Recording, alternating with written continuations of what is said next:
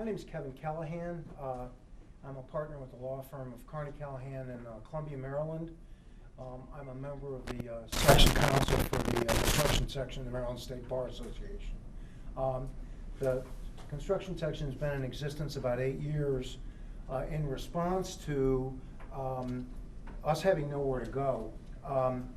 There were litigators and there were real estate practitioners, but there really wasn't a section devoted to construction law, the preparation of construction documents, not just contracts, but dealing with bonds, workout of problem jobs, things like that, dealing with owners, a lot of what we're going to talk about today. So the section got started, and there's presently over 300 members of the section. We're always looking for new members, and we're in, I think, every jurisdiction of the state. We were nice enough to have the real property section of the State Bar help assist us with this program this afternoon. And Pete Fastow, my partner, is a member of the section council of the real estate section. So we appreciate this. We appreciate your coming through this slush today. And I think we've got a very interesting program. Just want to give you a couple of remarks at the beginning. I think a lot of the people in the room, maybe everybody in the room, has been involved one way or another in a construction related project. Our firm deals with everybody. I joke, from the farmer through the foreclosure. We do general contracting work, architects, owners, lenders, workouts, foreclosures. But the construction itself has its own unique problems. Getting the job built is a prerequisite to getting it occupied and stabilized. We thought, talking in the construction section council, that there just happened to be right now some extremely interesting matters dealing with the construction process relating to FHA insured multifamily insurance. FHA, and not to steal anybody's thunder, is part of the Department of Housing and Urban Development, cabinet level department, and it deals not only with insurance of lenders' loans, but it also deals with direct loan work. And there are other parts of FHA that are dealing with community development, nursing home and hospital insurance. But this program really is limited to the construction of multifamily housing. With us in our panel today, I think we've assembled some of the real experts in the field in this area, in this region, but as you'll hear, most of the people that we have speaking today have a national scope. The first speaker is going to be Margaret Allen. Margaret Allen's a longtime president of AGM Financial Services. They're a mortgage lender based in Baltimore, Maryland. They deal all over the country. I've worked with Margaret most of my professional life. Margaret has a terrific team, and I think I always say that you can have a lot of people that can push paper, but if you have a deal that needs problem solving, I wouldn't like to have anybody other than Margaret's team on my side. We've solved a lot of problems together.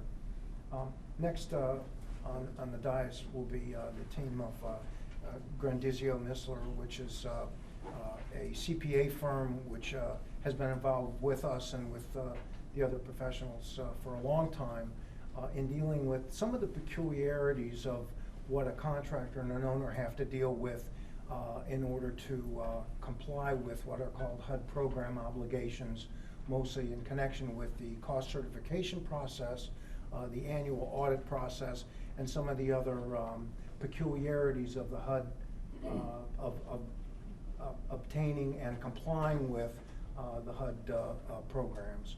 I'm just touching the surface, I'm sure, of what they're going to deal with. I think one of the hot topics that we have, for good or for ill right now in HUD, is the changing needle on complying with Davis-Bacon prevailing wage requirements. Again, I'm kind of really good at stealing thunder, but it's not really as much a HUD issue as it's a HUD/Department of Labor issue. And I think of all the concerns I have, when I think of dealing with HUD matters, that's the one thing I know the least of, and the one thing I run to the experts the quickest in. And we have one of the real acknowledged experts in the field, Jade Banks, with us today, and we're very pleased to have you here. Wrapping up, if there's anything left to emphasize, two of the attorneys in our office who are really on the front line of doing a lot of HUD closings are Sarah Dye and Pete Fastow, both partners of mine, who I think are going to, after all the processing and structure and everything else, we kind of really want to walk you through some of the practice tips. HUD closings are really a lot different from a traditional construction loan closing, for good and for ill. I mean, there's a lot of things that are benefited by that, by the HUD process. But you'll see in some ways it's kind of a throwback to some older days of how deals get closed. So just a couple little things. After every presentation, you're welcome to ask questions. The speaker is going to repeat the question because this is being taped for State Bar for playback later. So ask your question clearly, and then the speaker will repeat the question and then answer it, I'm sure, with everything you want to know. One last housekeeping thing, we'd like to thank the sponsors. The two sections have generously sponsored this program, but we have two private sponsors. Our firm is going to provide some of the assistance at Aida Bistro, but we have Veritext and some representatives from Veritext here today who are doing the taping for us and are also assisting with the happy hours. So Sharon Rabinos, if you'd like to give your pitch. Sure. Thanks, Kevin. Thanks everybody for coming out after the snow and the meltdown and all of that. So just wanted to say hi for a minute. I'm Sharon Rabinowitz, the Regional Account Manager. It was Gore Brothers reporting, and we were acquired by Veritex Legal Solutions about a year ago. And happy to help out for any construction law issues regarding depositions, videography, video conferencing. We help at trial presentations, and we can do all of that not only locally but nationwide and worldwide. Veritext is about the largest court reporting company in the country now. We stick to the highest security for HIPAA laws. And we can help you out with a lot of, if you have expert witnesses anywhere in the country, a lot of video conferencing, mobile video conferencing, all of that to help you out. And my colleague Matunji Tumasimi that's in the back, we both handle the state of Maryland. So we're here to help you out and answer any questions, and we'll be over at Aida Bistro afterwards to say hello. So thanks, and we're happy to sponsor. Thanks, Sharon. I must admit, we've run into each other before. They're very generous in their support of Maryland State Bar program, so thanks again for that. Thanks. With that, I'd like to introduce Margaret Allen.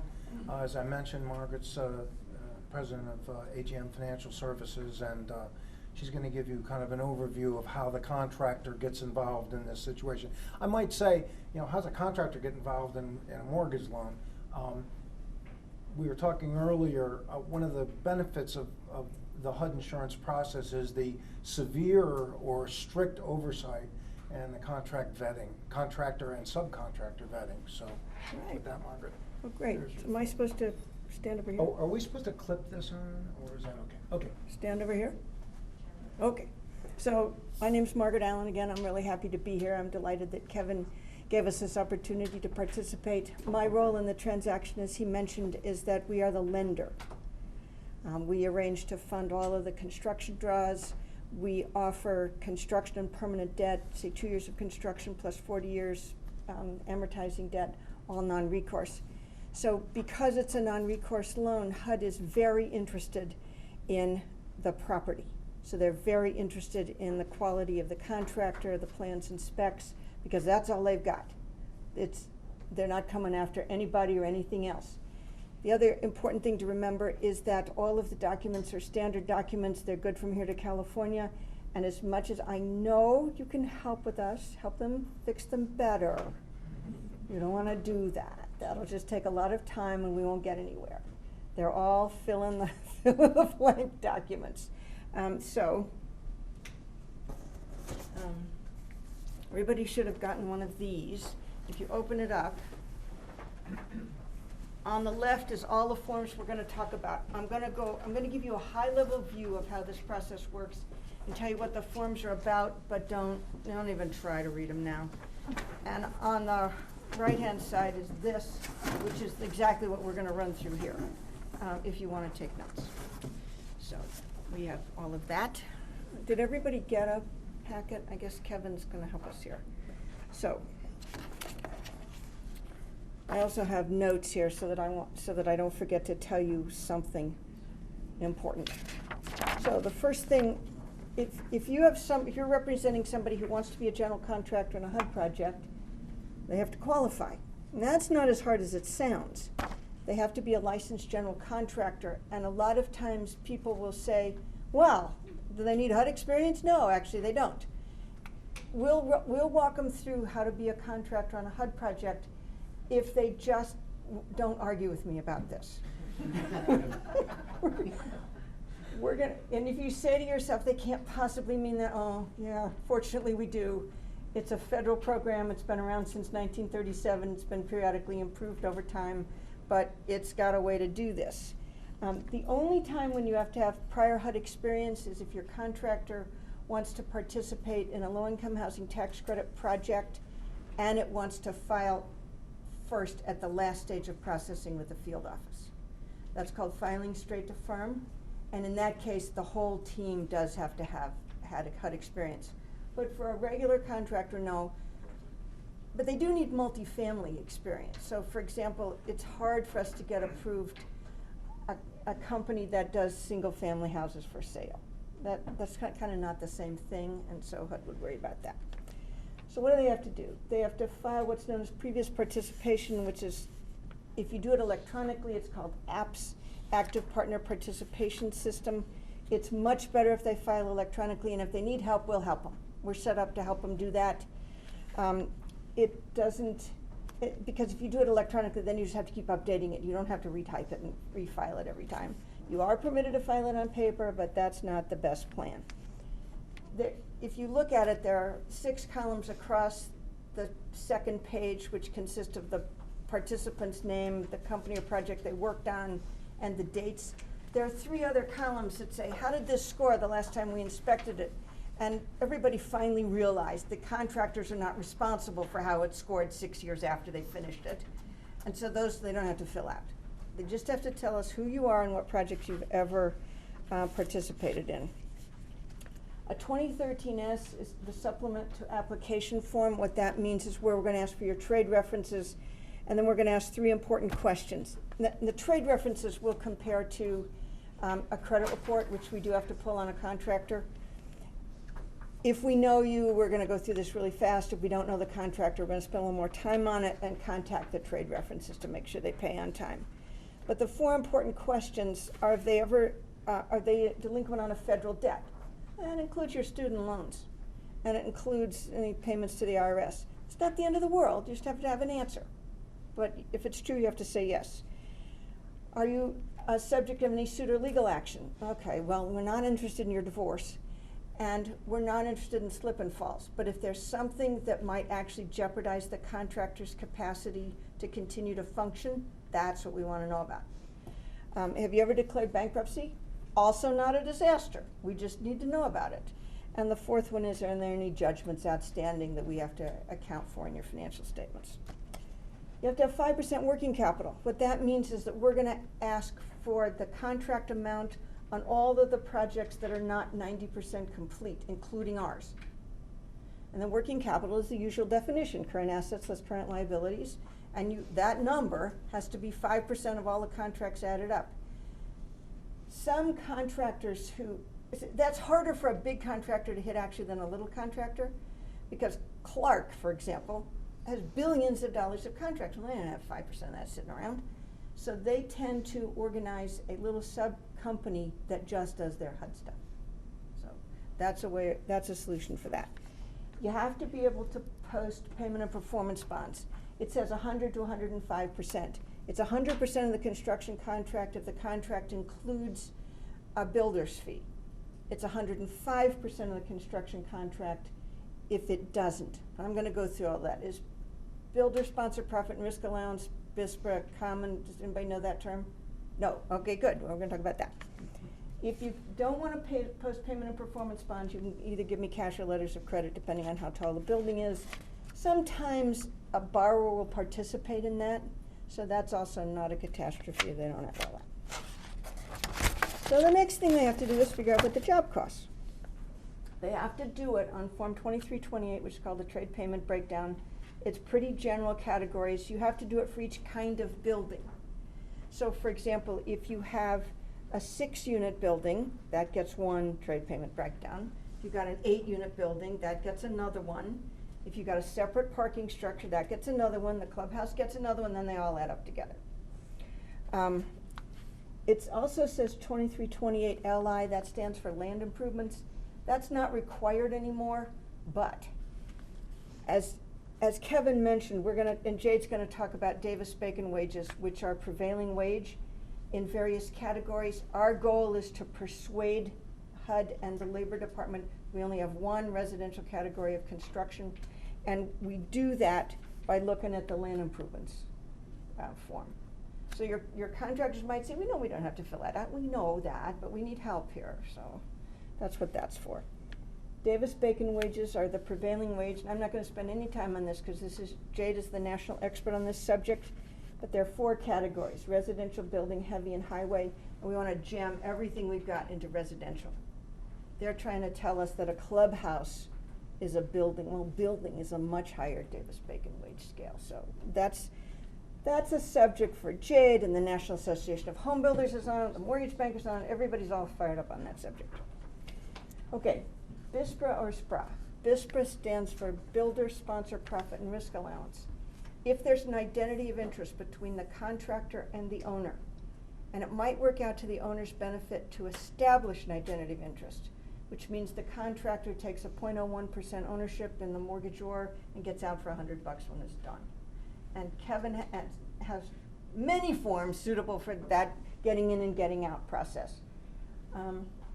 It increases the cost of the job, and if the borrower is cost limited, he's gonna want his cost to be as high as possible. And I'm gonna show you an example shortly. They also have to be able to account for demolition and off-site costs separately. Don't roll them into the whole 2328, separate those out, because HUD says those are extras. They're going to assume that when the land is presented at closing, the demolition, anything that had to come off is demolished already, and the off-sites are in place, whether they are or not. But we're going to assume that they're in there. So the borrower gets the value of those things in land value, so HUD doesn't count them twice. Just so separate that out. Okay, this is one of my underwriters did this. There's not much here that's important except for you to notice that there's no builder's fee where it says builder sponsor profit and risk allowance. We take that out, but we add 10% of cost to all the costs, and you get down here, and if you're cost limited, the borrower will get 90% of all of his costs. If there's a builder's fee in it, see that $500,000 up there? You get down here and he gets 85% of all of his costs. Well, you know which one they're gonna pick. They're gonna pick that one. Because it's a high leverage, non-recourse loan. And that's why they want it. They get a bigger mortgage if they can get BSPRA on the transaction. We'll do all the calculations. You don't have to follow the math. I just wanted you to know the reason for it, so there you go. So, when we get the plans and specs from the architect and we get all the costs from whoever your contractor is, we have to review those because we're representing to HUD that we've been through these and they comply with all the requirements necessary. So we use an outfit called JPS. They're out of St. Louis. They're not the only company in the world that does it, but we think they're pretty good and prompt. They're looking for mostly cost, because everybody's going to assume the architect has designed this to whatever the permitting office requires. And they're going to do that, and so they're looking for costs. and they're looking for ADA and fair housing. The reason they're looking for ADA and fair housing is because HUD is the enforcement agency for ADA and fair housing. So those are the two things that HUD's gonna care most about. So we're gonna be sure we've reviewed it and picked up anything we can think of that might be important. So for example, for ADA, we're gonna sit there and we're gonna start in the parking lot and we're gonna draw a line through all of the sidewalks, through all of the public areas of congregation, and make sure somebody in a wheelchair can get there. And fair housing is obviously all the accessibility issues on the inside of the building.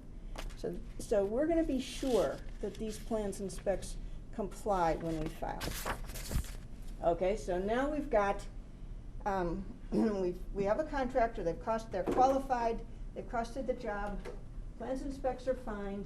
So then we file an application, we spend many months at HUD, and then we get to what's known as initial endorsement, which is when HUD signs the note that says, yes, we guarantee to insure this loan, my loan.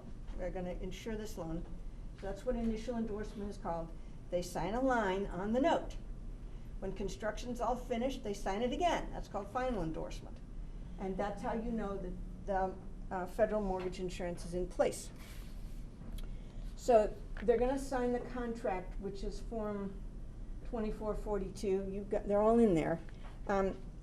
They're all guaranteed maximum price contracts, but there's a couple of kinds. One of them is a lump sum contract. Nobody likes those, and HUD doesn't either like them particularly, but if you're a nonprofit, maybe you like that. And the other is a cost plus contract, and it means cost plus change orders. So there's a whole process for going through change orders. It doesn't mean cost plus cost bust. This is a guaranteed maximum price contract. You said you would build it, and we're expecting that to happen. But it does mean that we're open for change orders. And so the 11 things that I'm gonna run through are, when combined together, are the construction contract. There's usual AIA 201, that's sort of general conditions. Supplementary conditions mostly has to do with paying Davis-Bacon wages, equal employment. This is a federal program, so keep that in mind. Special conditions from the firm commitment, when I said when we file for a firm commitment, then you get a commitment and you go to closing. Special conditions from the firm commitment might be something like, okay, we told you had to build a berm because there's an explodable propane tank over there and we want a berm there, so we want to remind you that you have to do that. We also want to remind you, for example, that you cannot build here, you cannot take any trees down while the northern long-eared bat is nesting. And we're actually we run into the northern long-eared bat all the time, and we're very fond of them in there. So we don't want to harm them, but there are times when you can't build. So things like that are special conditions from the firm commitment. Then the plans and specs are technically attachments to the construction contract. The contractor has to sign the first and last page. It says, yep, I'm agreed, this is what I'm gonna build. Also attached to the 2328, which is the cost breakdown we talked about before. There's something called an incentive payment form. If the contractor says, I'm gonna take 24 months to build this, we will build into all of our costs, and the owner has to have covered this: insurance, taxes, mortgage insurance premium, taxes, insurance, interest, and mortgage insurance premium. Thank you. If you finish early, okay? So the owner would have saved on taxes, insurance, mortgage insurance premium, and interest. You get half of that. So we add that on. Prevailing wages are attached to the contract, and they can be pulled as late as the day of closing, which causes everybody a major heart attack, right? The Department of Labor has now resurveyed the bricklayers and decided that they cost more than you thought they cost. That's nevertheless the wages that are going to get attached to the contract. It doesn't happen very often, but it means your contractor should build a little contingency in here. Change orders that are already approved, if for some reason you went to an early start and you needed a change order and we haven't actually gone to closing yet, those get attached. And a retainage reduction rider. If everybody's doing a really good job and everybody's happy, the things are built to plans, the appropriate plans, you start out with a 10% holdback. That can go to 5, then it goes to 2.5, and then it goes to 0, and I'll give you the chart for that. But that's what. But if your contractor negotiates a retainage reduction agreement with the owner, it gets attached to the construction contract that everybody signs. Okay, in their office, there's a few things that they don't have to be on site to do. They can participate by phone in a pre-construction meeting which talks about what you have to do on the site, Davis-Bacon wages, how you do cost certification, the whole hoo-ha. And that's conducted by an outfit called Letex, which is a minority-owned inspecting firm. I believe they're out of Texas, thus the Letex. And they're pretty good, you know, everybody knows what they're doing. So we're happy about that. When the contractor's ready to get paid, he takes that 2328 that we said was how he costed it out and converts that into a request for a draw. That's a 2448. And that gets signed on the site by the architect, the HUD inspector from Letex, the contractor, and the owner. Then the owner takes that with them and puts soft cost things on it, like taxes, insurance, interest if it's due that month, on what's known as a Form 2403. That's in there too. We guarantee that we'll pay that within 5 days of getting it. Because the only time HUD reviews a draw is the first draw and the last draw. So we go ahead and pay all of the draws in between. They don't have to go to HUD. So that was very helpful actually during the shutdown, because we had a lot of guys who were under construction, but everybody got paid because it didn't have to go back to HUD. Some loans didn't close because they have to do the first draw, but everybody got paid. And it was just wonderful because we did a $100 million project that closed on December 18th. And those guys were meticulous about predicting everything that could possibly go wrong, except including, is there life insurance on me so the company survives if something happens to me? Nobody predicted the shutdown. But if they hadn't got their draws on time, oh my God, there would have been a bonfire in my front hall. But they were fine. Okay, we talked about the retainage. It starts out until you're 50% complete. HUD requires a 10% deduct from whatever's shown on the 2448. At 50% complete, it drops to half. Then at 75%, it's 2.5. And then if everybody's really happy at the next to last draw, the last draw being after cost certification, everybody agrees everything's fine. But at the next to last draw, if all the subs are paid, if the Davis-Bacon wages have been filed correctly, if the architect says, yep, these have been built, the plans and specs are correct, the building is right, permissions to occupy are all in order, everybody's happy, then the next to the last draw, you can get the final draw for the contractor. If not, then we're going to wait till final endorsement. So, the points of leverage that you all ought to probably know about is that at this point, at next to last draw, final draw, your client, the general contractor, wants his retainage. So everybody's trying to get to final endorsement. And the borrower wants to avoid extension fees. That means that the borrower promised to deliver the completed loan, the final draw on the loan at a date certain. And if he doesn't deliver it, the extension fees are pretty hefty, like 3/8 of a point per month. So they rack up pretty fast. So if there's a dispute going on, those are the points of leverage. The contractor can say, I'm not turning in my cost cert unless you do whatever. And the owner might say, okay, I'm not doing whatever, but we're not going to final endorsement and you're not getting your retainage. So we all sit there and call Kevin. But that's the point. Those are the leverage points, right, Kevin, at final endorsement? Yeah, you might want to explain final endorsement. Well, that's when they sign the note the second time, after the project's all built. Okay, so that's that. On the job site, they have to guarantee to start within 10 days. So they'll put a date certain for the start of construction in the construction contract. We all add up the number of months, and they have to start within 10 days. And no, don't argue with me about that, because if you don't, you defaulted already, and this is like horrible.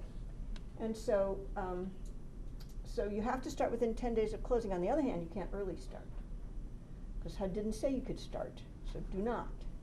Don't go knocking down any trees. There'll be 2 monthly inspections. The first part of the month, the last part of the month is when everybody sign off on the draw. That you have to post the Davis-Bacon wages outside the trailer, not inside the trailer. They have to be where all the the laborers can see what they're supposed to be paid. You have to keep a set of plans and a signed plans inspection in the trailer. And then every month, the inspector, the LETEX guys, will prepare a trip report. And what does the trip report say? Trip report says, well, this is what the weather was. This is the percentage of completion. This is the percentage of offsites that's finished. We're proceeding with plans and specs, or we're not, and this is the problem. So everybody wants those trip reports. So they typically go to HUD, and then we get them from HUD, and we'll distribute them to anybody who wants them. We'll typically ask the borrower who they want to get them, but we'll distribute them. You do have to post a construction sign which says this project is financed by HUD. The subcontractors, employees, everybody right down to whoever's sweeping up the debris at the end will be interviewed by the HUD inspector about Davis-Bacon wages. You can store off-site materials, especially if they're too big to store on the parcel. You will get a permission to occupy, which is just like the certificate of occupancy from the local jurisdiction, except it's HUD's form of that. And it's better if you get the local jurisdiction first, and then you'll get HUD's. And then you can start moving people in, and that's important because that's when the contractor's insurance rolls off, and that unit is then insured by the owner. So everybody's really interested in that. And then there's going to be 9 and 12-month inspections for defects. Same inspector. And there we go. So, see this sign? That's the most important. You got a couple of them. Yeah, we do. Yeah. There's one of them, Snowden Creek, which is out in Cecil County, and one is, it's in Carroll County, and that's out in Owings Mills, View 2. So we love our sign. Now, you'll notice that this sign says market rate and affordable, but this one only says market rate. We'll adjust the sign to whatever you want it to say. Okay. Other things that you need to know, in the contract there will be a formula for liquidated damages in case things get too far behind. That's the formula. It's 1 cent per thousand of the mortgage times the interest rate times 4 times the mortgage amount. And so, for example, we've got a $10 million mortgage and a 5% interest rate is $2,000 a day, which is not minor. So, let's get everybody finished here. But if your owner didn't actually suffer any damages as a result, the liquidated damages actually paid as the lesser of what they suffered, or that number. The other thing you need to know about is change orders. They're positive change orders which add to the construction cost. They're deduct which reduce the construction cost. They're equivalents. Sometimes that roofing shingle isn't made anymore, but this one is. Then there's time extensions. Okay, well, it snowed for 25 of the 30 days of the month. Well, that's unusual, and so the contractor wouldn't have known to budget for 25 out of the 30 days. So that everybody agrees that's fair, time extension's fair.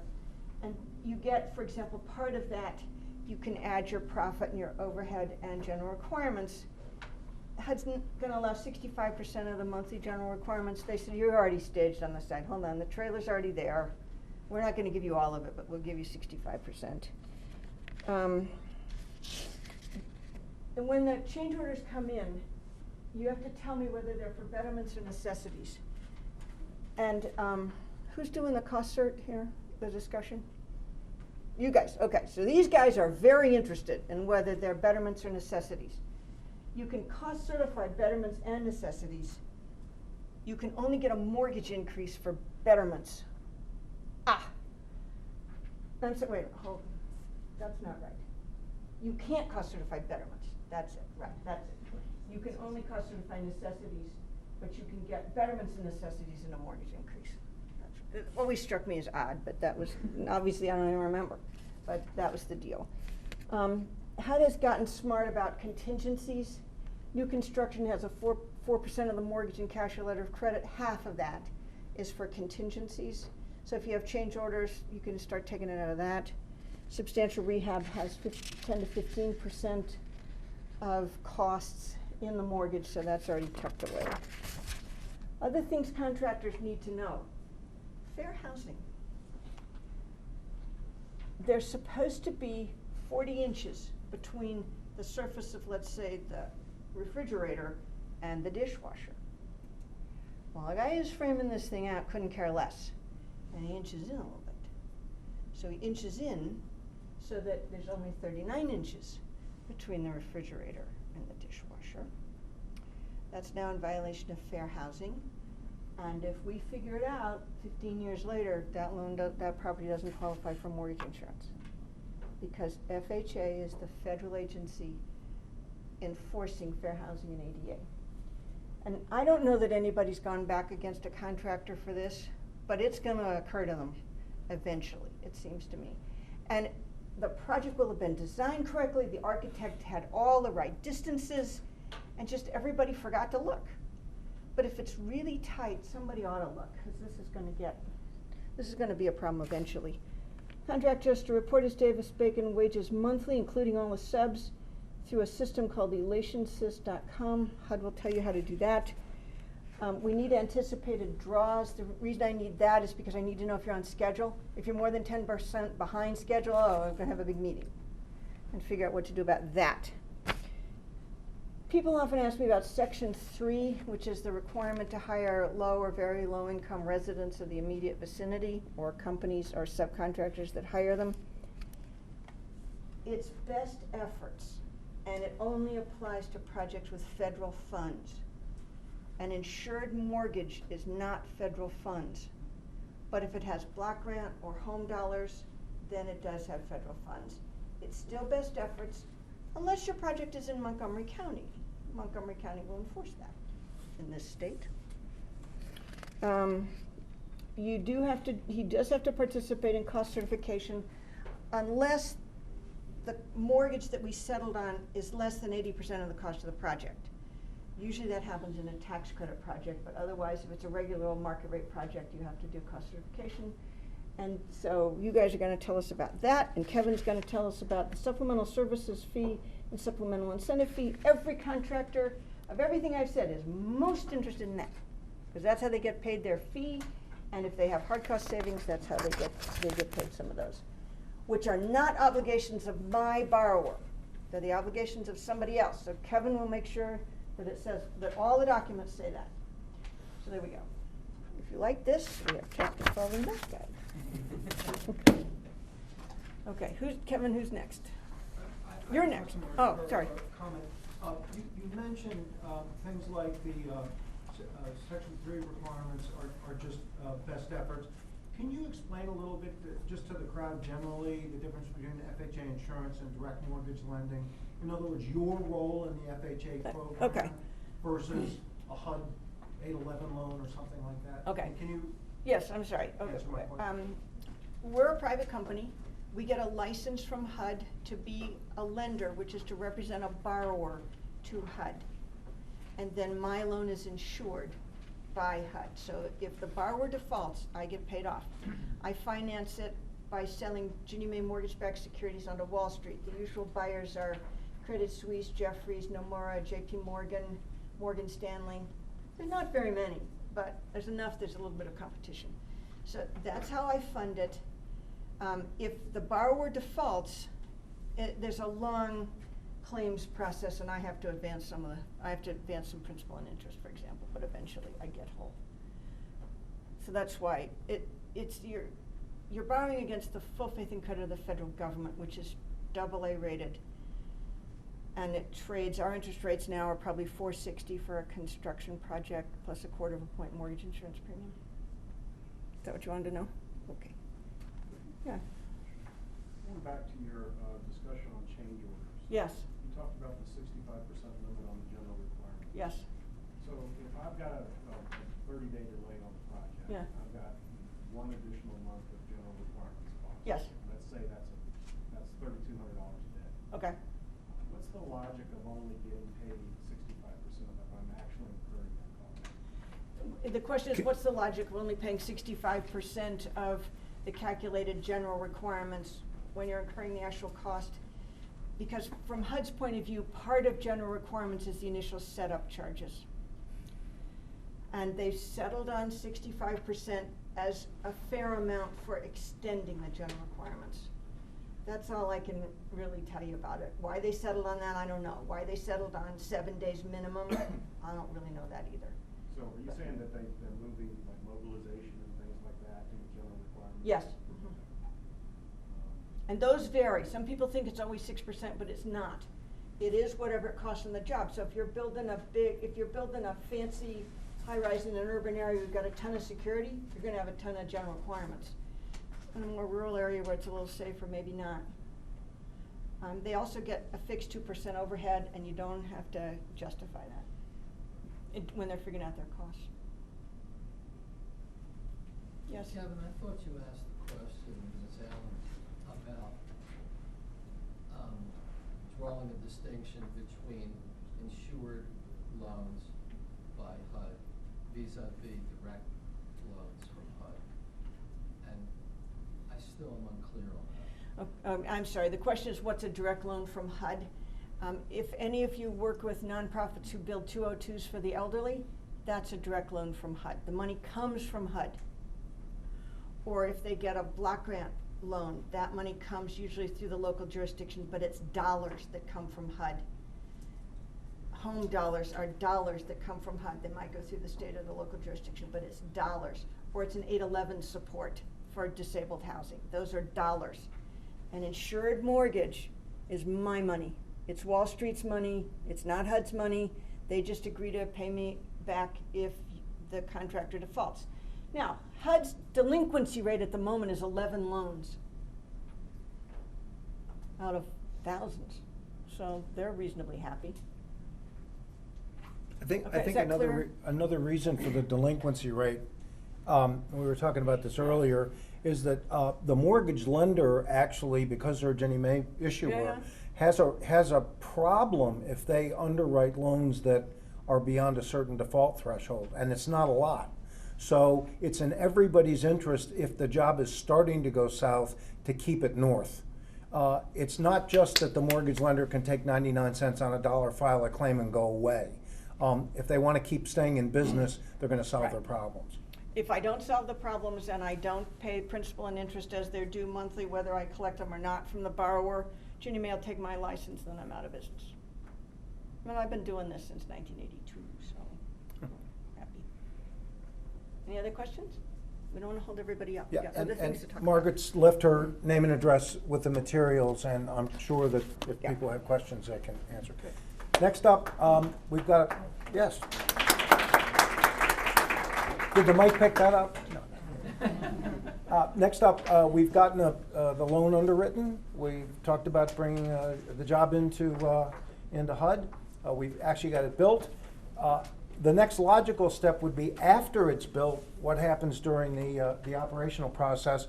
But I would say we start with the cost certification accountants and kind of setting up a strong fiscal basis for the project long in advance. So again, we have some principals here from the law firm of Grandizio, Missler, and okay, and Henry Grandizio is going to be speaking on the two things that I'm most interested in when I'm representing a borrower and a contractor is how to get started early enough to make sure, for example, general conditions and things like that are accounted for. And then secondly, how to talk to a borrower who may not have been, and a contractor who may not have been in the HUD process about some of the peculiarities of the HUD program requirements. So, Henry? And do we have a stick here to change? I do. Okay. Good afternoon, everybody. Well, Mark's putting the information into the computer. I'll give you a little bit of information about our firm. It's an accounting firm, Kevin, not a law firm, which you know that. So, the accounting firm of Grandizio, Wilkins, Little, and Matthews. We are located in Sparks right now. We just moved from Towson. We have been in the affordable housing industry for many, many years, and we've worked with Kevin many years on different affordable housing jobs. I have with me Mark Gatsky and Dino Gavin, two of my associates who handle the majority of the affordable housing jobs that we have in the office. As Kevin said, you know, you get through the construction and everything else, and you're not finished with the HUD job. You have to, you know, there's a lot of regulation after that. You have to come through with the cost certification so you can get the right amount of mortgage. Everybody can get paid. And then you have the annual HUD financial statements and submissions to REACT, which gets the owners their surplus cash, which is all they care about, and keeps the job, you know, where it should be, proper and in compliance. So there's a lot of things that are involved in that. So actually I'm going to let Dino and Mark get into that part of it, and I might talk a little bit about tax afterwards. So I'll turn it over to you guys. Sounds good.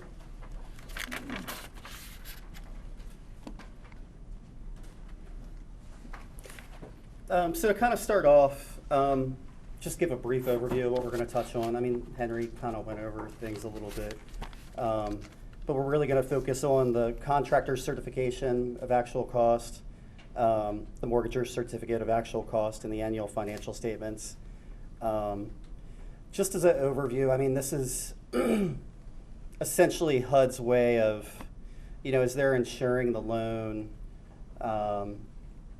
this is really so that HUD can come in and they can mitigate any risk, and, you know, making sure that project assets stand within the project, you know, costs are up to par and that sort of thing.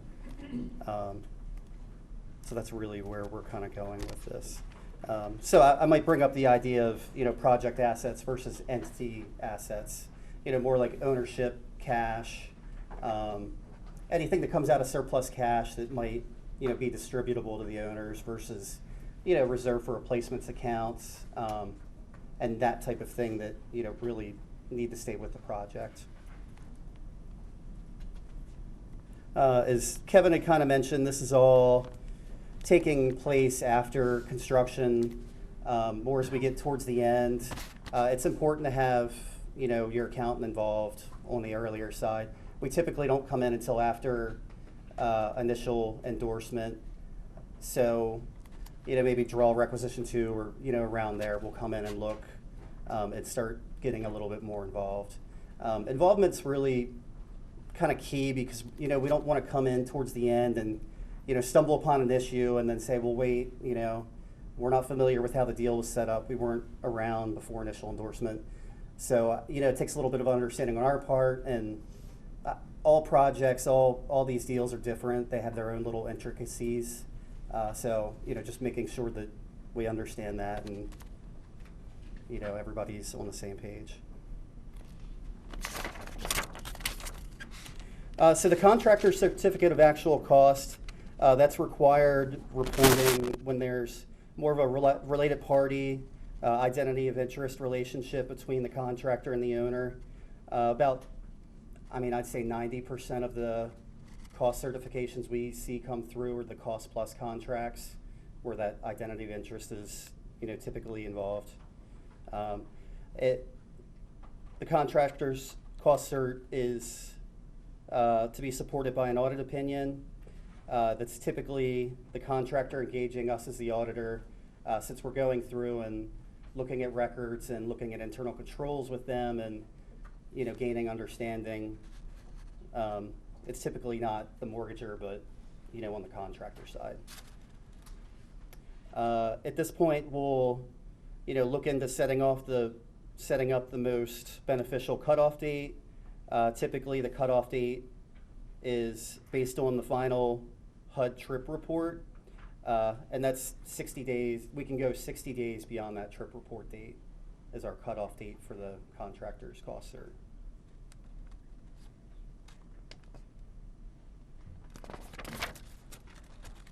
Again, just to kind of give an idea of this idea of identity of interest related party, you know, it's really anybody with a financial interest in the owner or contractor, that 0.01% interest that the contractor might pick up as part of the deal. You know, officers, directors, stockholders, any involvement that HUD could come in and say, well, you know, were the costs higher than they should have been? that we want to make sure that we're disclosing any of these related party transactions so that, down the road it isn't stumbled upon and turns into a little bit of a situation that we would have to go through.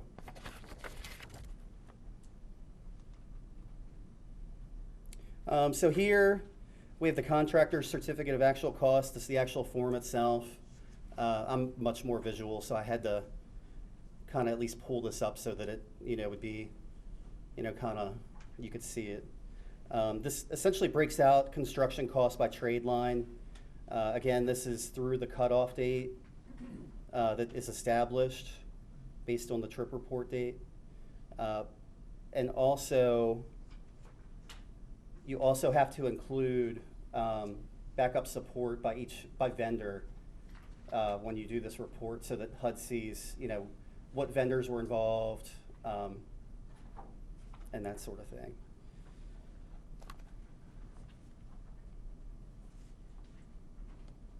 Typically during our preliminary procedures, we'll go through and look at the construction budget that all was written up before initial endorsement. We'll kind of use that as a, hey, where were the costs budgeted? Where did they come into? Where were we over? Where were we under? Was there a specific reason? Or costs omitted for some reason that we should ask and follow up on to include? So that's one thing that we try to look at to do.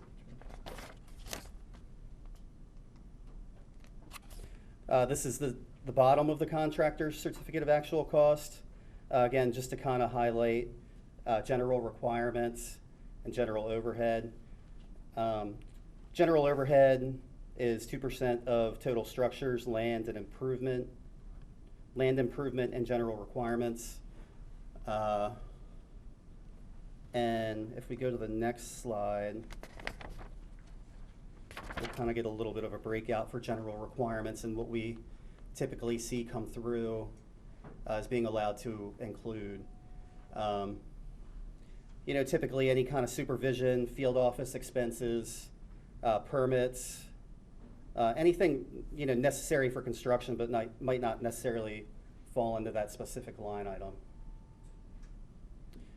Then we have our other fees line, which again is right below I'm sorry, it's the very last line.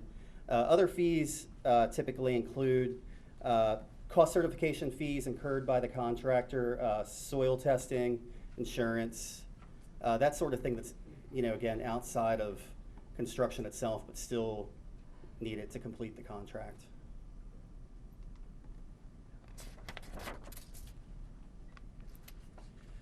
The general contractor is required to cost certify. I'm sorry, let me go back and say that again. So if the general contractor has 50% of the contract subcontracted out to one subcontractor, typically you can't include any overhead, general profit, and that sort of thing. And the same thing goes for if you have 75% of your contract and you're using 3 or less subcontractors. Again, that's kind of HUD's looking at it and they're saying, well, more of the cost was actually subcontracted out, so you didn't have as much overhead as you would have if you had done the work yourself. Mark, do you get involved often with having to do separate certifications for subcontractors for true identity of interest subcontractors? Because I know I've had that where a general contractor will have a captive sub that'll have to cost certify. Do you get involved in that often? I think I can only think of one other time where we've had it a while ago. Usually it doesn't happen, especially not now, it doesn't seem like it. Okay, at this point, I'm gonna turn over to Dino Gavin. Yep. Thank you. So Mark did was discussing with everyone the contractor side of things, so I'm going to now get into the owner side and the requirements that they would have for a mortgager's certificate of actual cost, which I'll just call a mortgager's cost cert from now on, kind of abbreviate it. As Margaret had touched on earlier, we get into the greater of 80% of the value of the building of the project itself, the cost, which is what would be the determining factor of needing one of these cost certifications. If it's less than that, and typically, like we talked about earlier, it's usually a LIHTC deal would come into play. It would result in being less than the 80% value, which would be an exception to this. But for the time being, we're going to be talking about the actual mortgage or certificate of cost themselves, the mortgage cost cert. This is what this section's about. So just a little overview of that. The statement of operations that you'll find in the mortgage cost cert will start from the actual rent up, and it will run all the way through the cutoff date that's determined.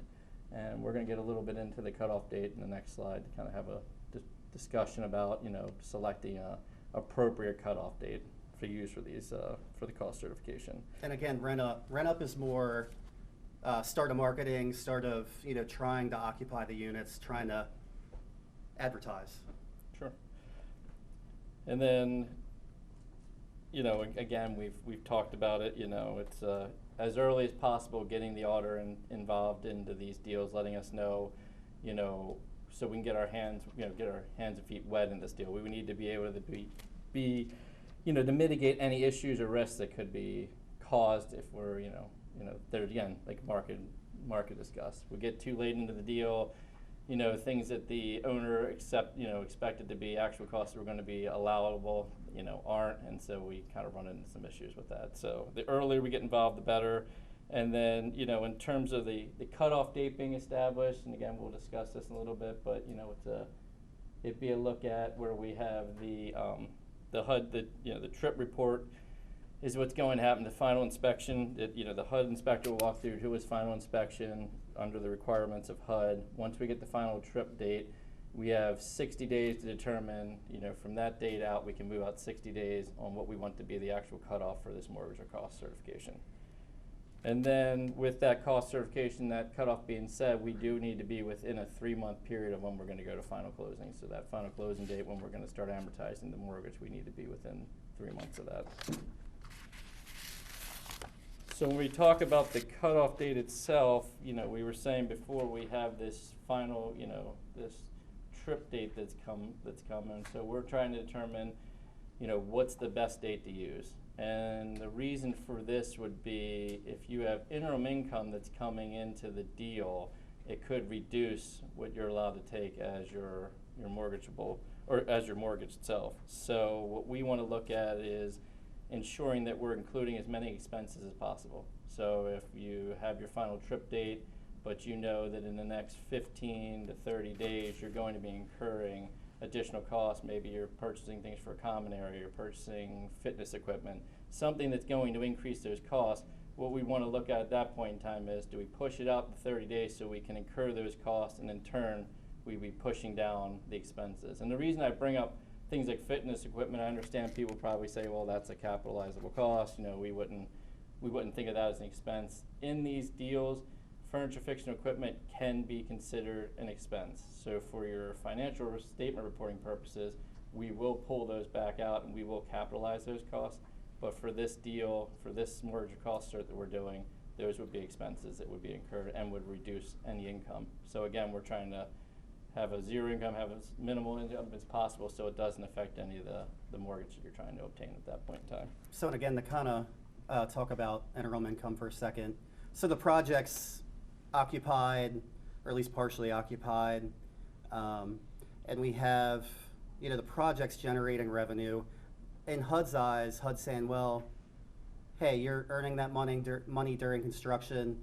That really should be used to pay off construction costs. So in essence, when we come through to do the mortgager's cost cert, that's reducing our total cost. As HUD sees it as, hey, you can pay for these repairs with this interim income. So that's really where it kind of ties in. And then just a few kind of quick bullet points, some things that we would look at that, costs wouldn't be includable, or, what costs incurred with the entity fees. You'd have, your cost segregation report that you have done, that's done for your tax purposes, but for this being an expense on the mortgage cost, or it wouldn't be an allowable cost. And then, if you're making state payments on behalf of partners, things like that would be you know, again, getting us in early, having those discussions. We don't want somebody thinking that you could take those and all of a sudden realizing that those aren't good costs at the end of the day for you.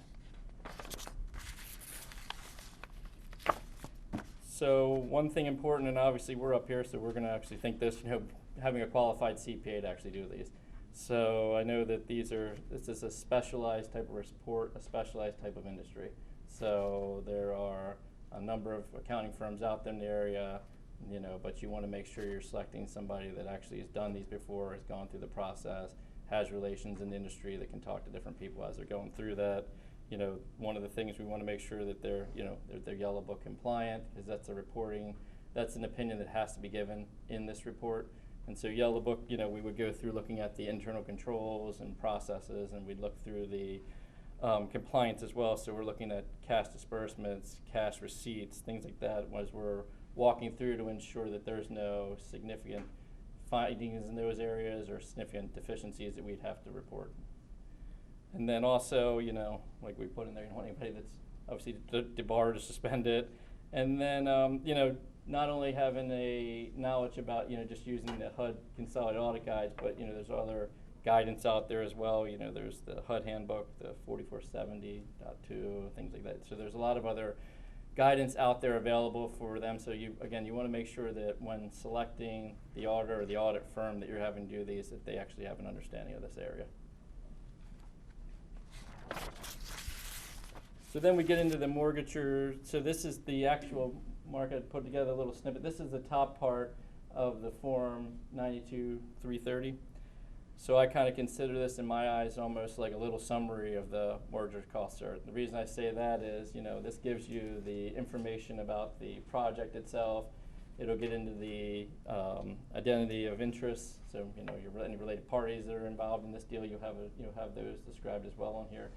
And then also, and I'll go through in a couple of slides, you'll see it starts giving a breakout of the different line items within the mortgage cost cert. And behind this, and the reason I say it's a summary, behind this, it'll actually give you a breakout, and it will sum back up into each of the line items. And that schedules behind this will actually be detailed schedules by vendor, telling you what's been paid to each vendor within each of these line items, and then also giving a to be paid at that point in time to bring you back up to your total cost.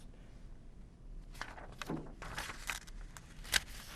then we just kind of wanted to give a few, you know, a couple bullet points of some allowable costs. Obviously, the construction contract is going to be an allowable cost. You know, architecture fees, interest, taxes.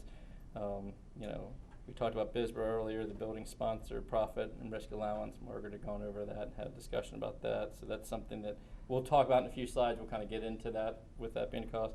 But, you know, on this being the land, and I know we have all the allowable costs and kind of hide down there at the bottom, land is not included as an allowable cost on these cost certifications.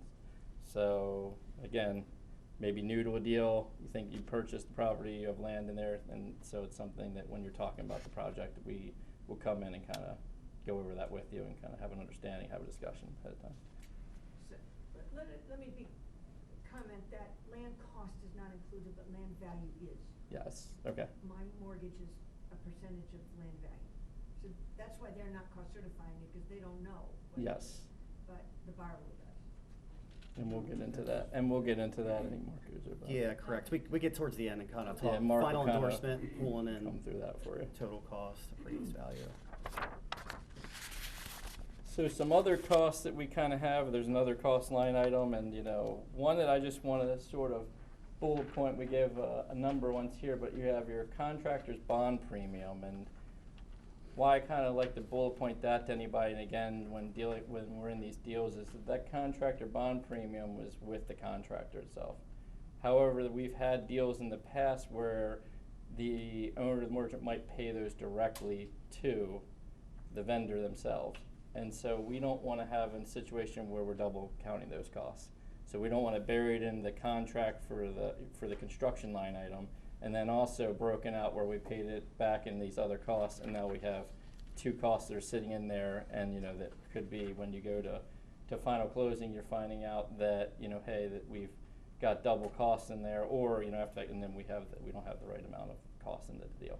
So again, those would be, you know, looking through the contract agreement, seeing who's actually paid those things. If it's a cost that they're including as a cost on their side, making sure that we're not double counting those. And or if you've already paid them directly, we want to make sure at that point in time that the construction, contract expense on that line has been reduced at that point in time, so it's not double, we're not double dipping. And then this, like I was saying before, so the top, we had a couple slides back, kind of the beginning of this preview, and this sort of starts giving you a breakout of all the different line items. And then, the most important and your largest cost always is going to be the construction line item. So something to keep in mind with the construction line item when we're looking at the construction contract, on all these, many of these deals are going to have, a maximum amount that you're allowed to have for the construction, in the construction agreement. And then on top of that, if they have approved change orders that have gone through, then you can add to that line. So what we need to look at is before we issue our final mortgage cost certification, we want to get the contractor's cost certification that Mark had talked about earlier. And we're going to look at what the total expense is on that. And that's not the end-all be-all in terms of expenses. If that expense that they've actually certified is less than ours, then we have to look into seeing about lowering our expense down into what they have, because they've said that not as many expenses have been put through for the project. However, on the flip side of that, that contractor's cost cert could say we have $15 million in expenses, and we have a agreement that says it's $13 million, and we only have $1 million in approved change orders, so we only have 14. So even though the contractor's cost cert said they spent $15 million on the project, if we only have 14 million that's been approved, we can't bump up and pay for the extra 1 million. That's on our side of things. That's not an expense that they're going to pick up for the HUD side. So we have to then lower it down. Again, we're just at whatever's been approved at that point in time that we can take. So it's important for us that we get these contractors' cost certs, that we have time to look through them. And again, we have time to look through the agreements, and we have access, which we ask to all our clients, making sure that we have all the approved change orders that are given to us, so we can get to a good definitive number on what we feel is the right one to put on here. Yeah, so again, really, it's when you look at the construction contract, you have that max amount of cost that is going to be billed. Again, you take any change orders approved, that you can add that onto the total. But at the same time, if you come in short on the contractor's cost cert side, so you don't have enough cost to support your construction agreement, you might be in an instance where we can only report the lower cost on this mortgager's cost cert.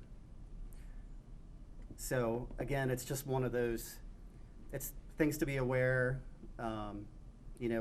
It may short what's being paid to the contractor. I think that's what you were going to. Yep. Mark's going to step in for a couple of the last few seconds. I jumped too far there. Sorry. So again, just kind of getting here to the bottom of the mortgager's cost certification. Again, we're on more of the summary page. We get to the bottom, we have the total costs included here. Line 14 is our BSBRA allowance. That's typically 10% of the total cost that was incurred. And again, that's just an allowance. That's not a true mortgageable cost. Well, it's a mortgageable cost, but it's not a use of cash.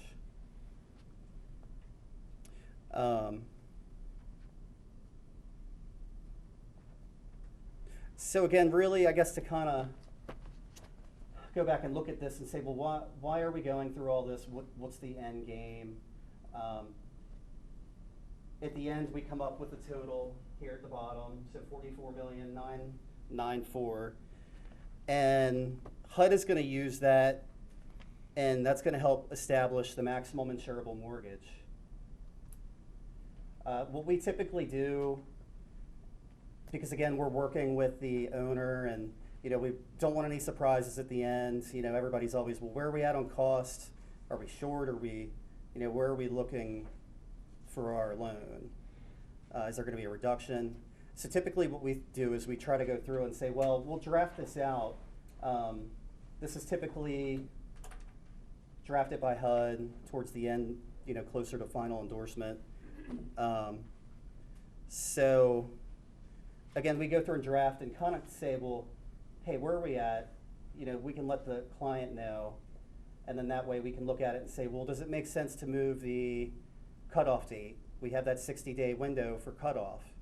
So is it more beneficial, if we're showing interim income, can we change it by 15 days and pick up fitness equipment that was purchased? Or, maybe there were utility expenses that were incurred for that period that would reduce us to a net loss as opposed to showing interim income that would reduce our total cost.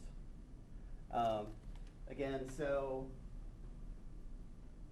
land values appraised by HUD. So essentially that is what it is. So we're taking actual certified cost, adding the appraised value for land that HUD approved, and then essentially based on that total cost, it's 85% of that total cost is what you compare to your maximum mortgage. So you get down, you say, all right, well, originally we were allowed to take 39 million. We had costs incurred of 42 plus what HUD gave us for land. So we're over our maximum amount. Therefore, we're capped at that max. If you fall in an instance where you're below, then obviously you'll have a mortgage reduction, or kind of fall into a point where you can discuss with HUD and say, well, hey, should we reduce the mortgage amount? Should we take a deficiency to the reserve for replacements account? And that way it kind of trickles into that lesser mortgage cost.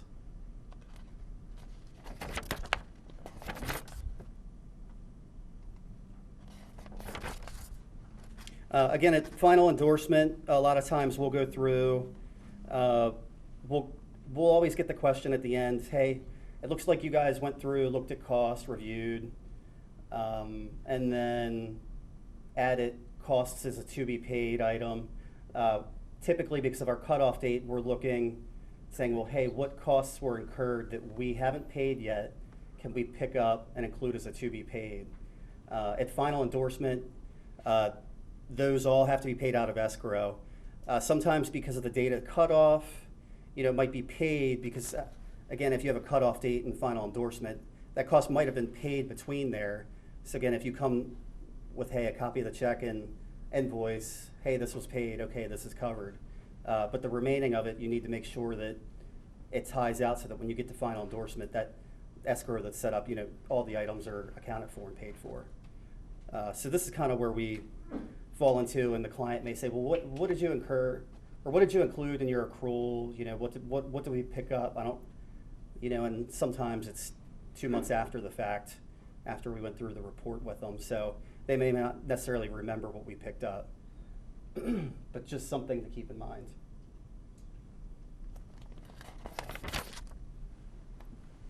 So after the cost certification is completed from the contract side, and then also when the mortgagor cost cert is completed, we get into the financial reporting side of things. So this is the annual reporting process. Oh, sorry, sir. Yes. I've got a question on the cost certifications.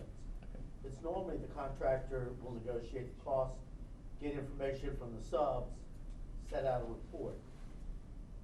What is the role of the auditor at that point, once you have the cost from the general contractor and you have the backup for that? So essentially, we're coming through and reviewing backup. It's more of a, we're giving an opinion, are all these costs included in this report?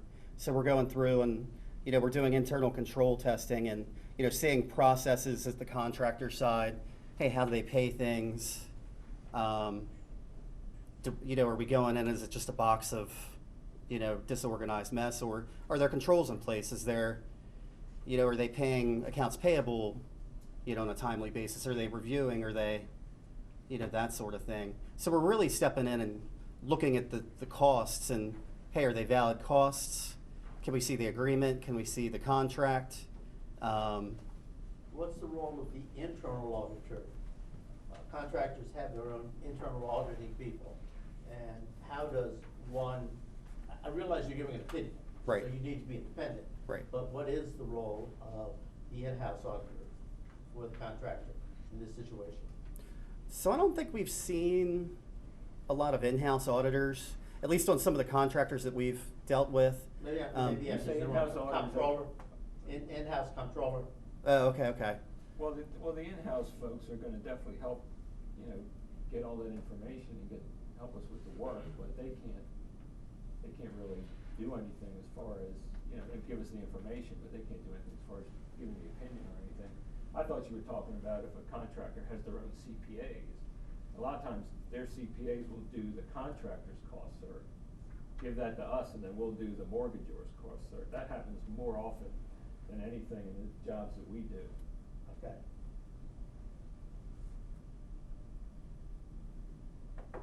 Okay. So after the cost certifications are done, we move on to our annual financial reporting. So based on what we have so far, you have 90 days. Based on the regulatory agreement that you're going to receive for your annual financial reporting, you're going to have 90 days if you have a program that's exceeding $500,000 to report electronically into the REACT system, the financial statement that we provide. So what would happen is we would look at the program itself, the ones we have, again, the $500,000, are we above or below that? Mark's going to get a little bit into more of what the REACT filing is a little later.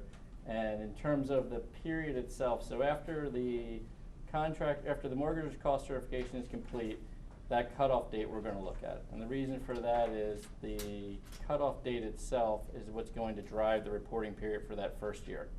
So if you have a cutoff date on your mortgage cost cert that was within 3 months of the year end, what we oftentimes is we have a discussion with the owner and we determine at that point, do you want to request a waiver with REACT, which is HUD himself, to see, can we waive the requirement of doing a first year audit, which is only going to be for a stub period of less, 3 months or less, and instead we'll do a reporting period for those first 3 months plus the next year. So again, this is usually these waivers, I've never been involved where we've had one rejected in the past, but I don't know if you've run into that or not. No, not within the. Okay, yeah, so if you're so I kind of, as a best practice, it's always the day after your cutoff, okay, it's always the day after your cutoff period that you're going to start with the actual reporting periods. But I always, as a best practice, will go into REACT, take a look at that, make sure that that's what they have in their system and that's what they're looking to see on their end. And then after we move on, let's say we don't have the waiver or the first year of reporting, just back real quick, you have 90 days to get that into REACT. So you want to get whoever the management company is or with the owner, we want to have a discussion with them, and within 90 days we need to finish our audit and have that uploaded into REACT, and that's to be approved by them, but so that we meet their requirement of the 90 days after year end for each one of these projects. So our annual financial statements, they have to be underneath generally accepted accounting principles. Again, we have the 90-day requirement, which is going to be triggered by the regulatory agreement. You have your surplus cash calculation as well, which is described in each of the regulatory and loan agreements. Then we would get into, we're not only giving an opinion on the numbers themselves, but we talked earlier about giving a yellow book government auditing standard opinion. And then we also give an opinion on the actual HUD program itself that we have in play. So we would go through and we perform compliance testing underneath the program to make sure that we don't have any significant deficiencies or findings that we need to report at that point in time. So to kind of just talk Yellow Book for a second. Yellow Book is really, we're going in and doing testing over internal controls just over the financial statement. So we're going in and again, we're looking at cash receipts, cash disbursements. It's a HUD requirement that we perform Yellow Book procedures. Again, it kind of gets back to the project versus entity assets. HUD wants to make sure that their project assets for this project they're insuring are being handled correctly. And again, the second report that's listed here, for any HUD program that's over $500,000. So again, we have some Section 8 properties, that are over $500,000. A lot of these coming through that we have cost certification on are mainly just HUD-insured loans. So again, they fall into it because you look at the mortgage balance at the first of the year, and if it's above $500,000, that would trigger the audit requirement. And again, so the second report, you're really looking at any program that's above $500,000. So what we go through and do is we'll do procedures specific to that program. So if it's an insured loan, we'll look and say, well, hey, were there reserve for replacements did they make all 12 months payments to the reserve for replacements account? Again, because that's, the reserve for replacements is tied to the reg agreement and loan agreement. It's a HUD requirement, it's project assets. Again, we're all 12 months payments on the loan. Are they current on their loan payments? So again, we're coming through and doing compliance testing on those specific things. So surplus cash calculations is what all the owners are really looking at the end of the year. You know, how much cash is in this project, how much is it generated that we have the ability to distribute at the end of the year. So the surplus cash calculation can be done at year end and done at a mid-year point. So what we would look at in this as well is to just kind of look at the regulatory agreement, which is driving the surplus cash, and the reason for that is that there was a revision 411. There's one that's after 411, and the newest one, which is 614. And the reason for that is it all sits down in this number here. So older regulatory agreements did not ask for the mortgage payment to be, and this mortgage payment would include the replacement reserve, it would include the escrows, and then it also include the interest, which you'd see up in your first line there. So that you have to pick up the entire amount that you're paying for the mortgage on the newer regulatory agreements.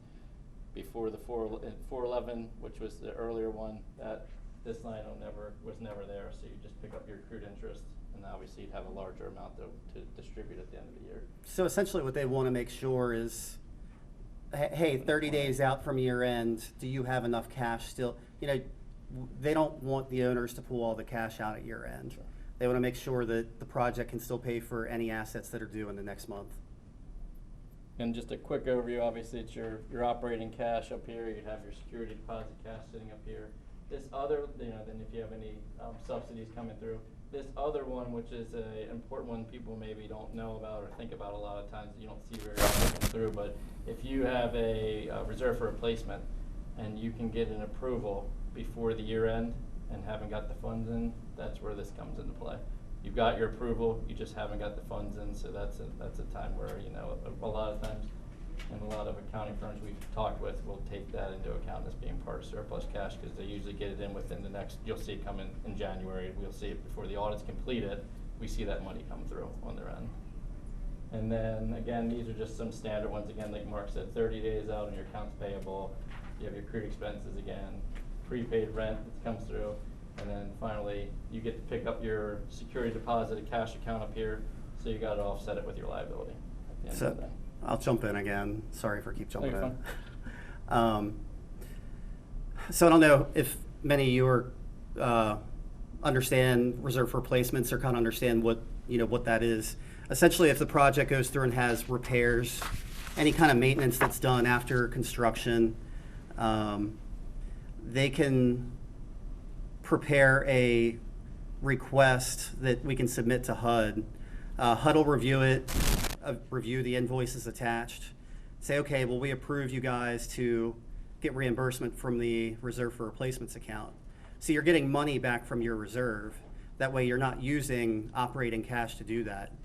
Now, why that's important here is if you go through and pay repairs in November, October, December, towards the end of the year, and essentially reducing operating cash, then you get to year end and say, well, hey, I really could have pulled that money from my reserve for replacements account.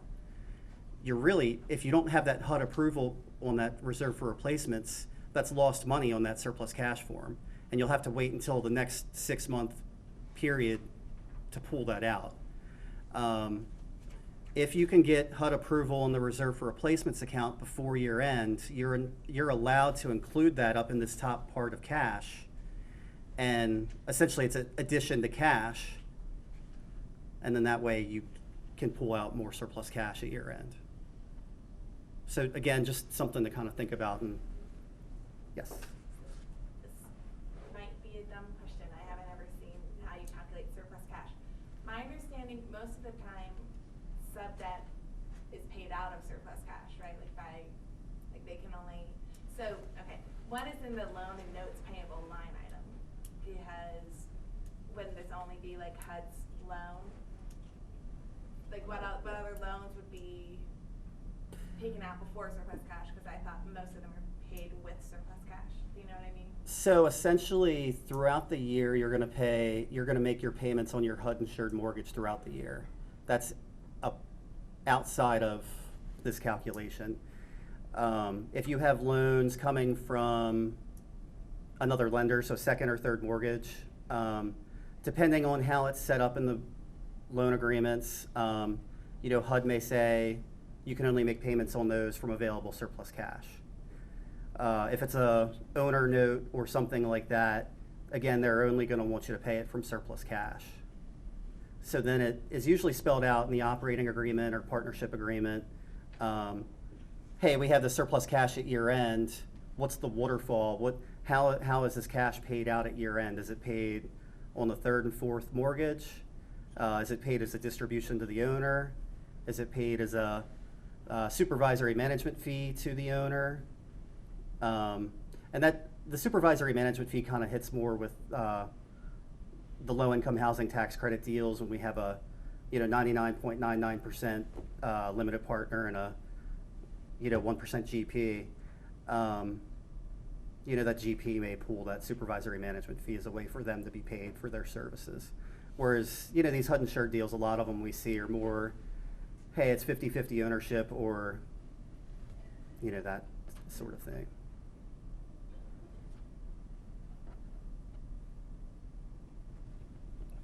I think we bored everyone. I wanted to move on if we could, because I know that Henry wants to talk about some recent changes to some of the partnership treatment, but I didn't want to give any short shrift to some of the other speakers. No, So sure. I really appreciate that. So thank you very much. Sure. Our next, the next speaker we have, as we mentioned, we talked about hot topics in HUD practice. Jade Banks, who has a practice consulting for borrowers and lenders on prevailing wage issues, is going to talk to us about some of the things that are presently being addressed and some of the things that are coming down the pike. And Jade, do you want me to help with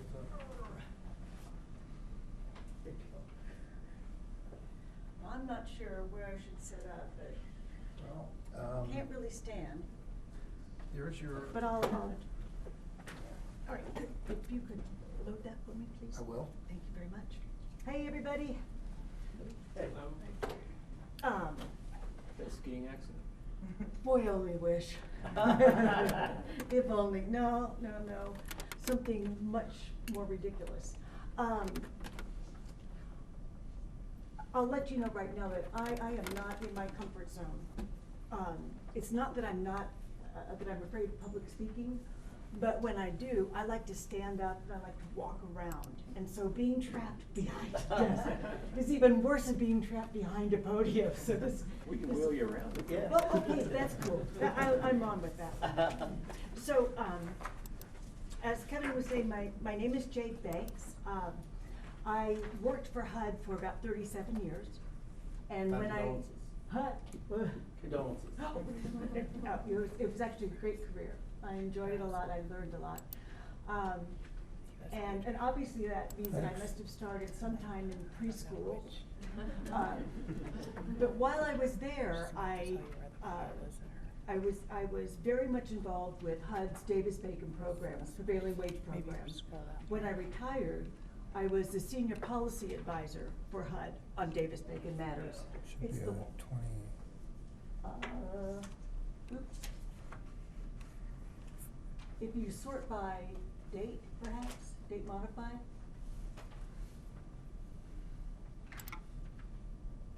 Right there. That's it, right there. All right, ahead. Oh, yeah. And we got a clicker? Cool. Okay. Oh, this is our Oh, clicker. here, it's this okay. one. Right, very good.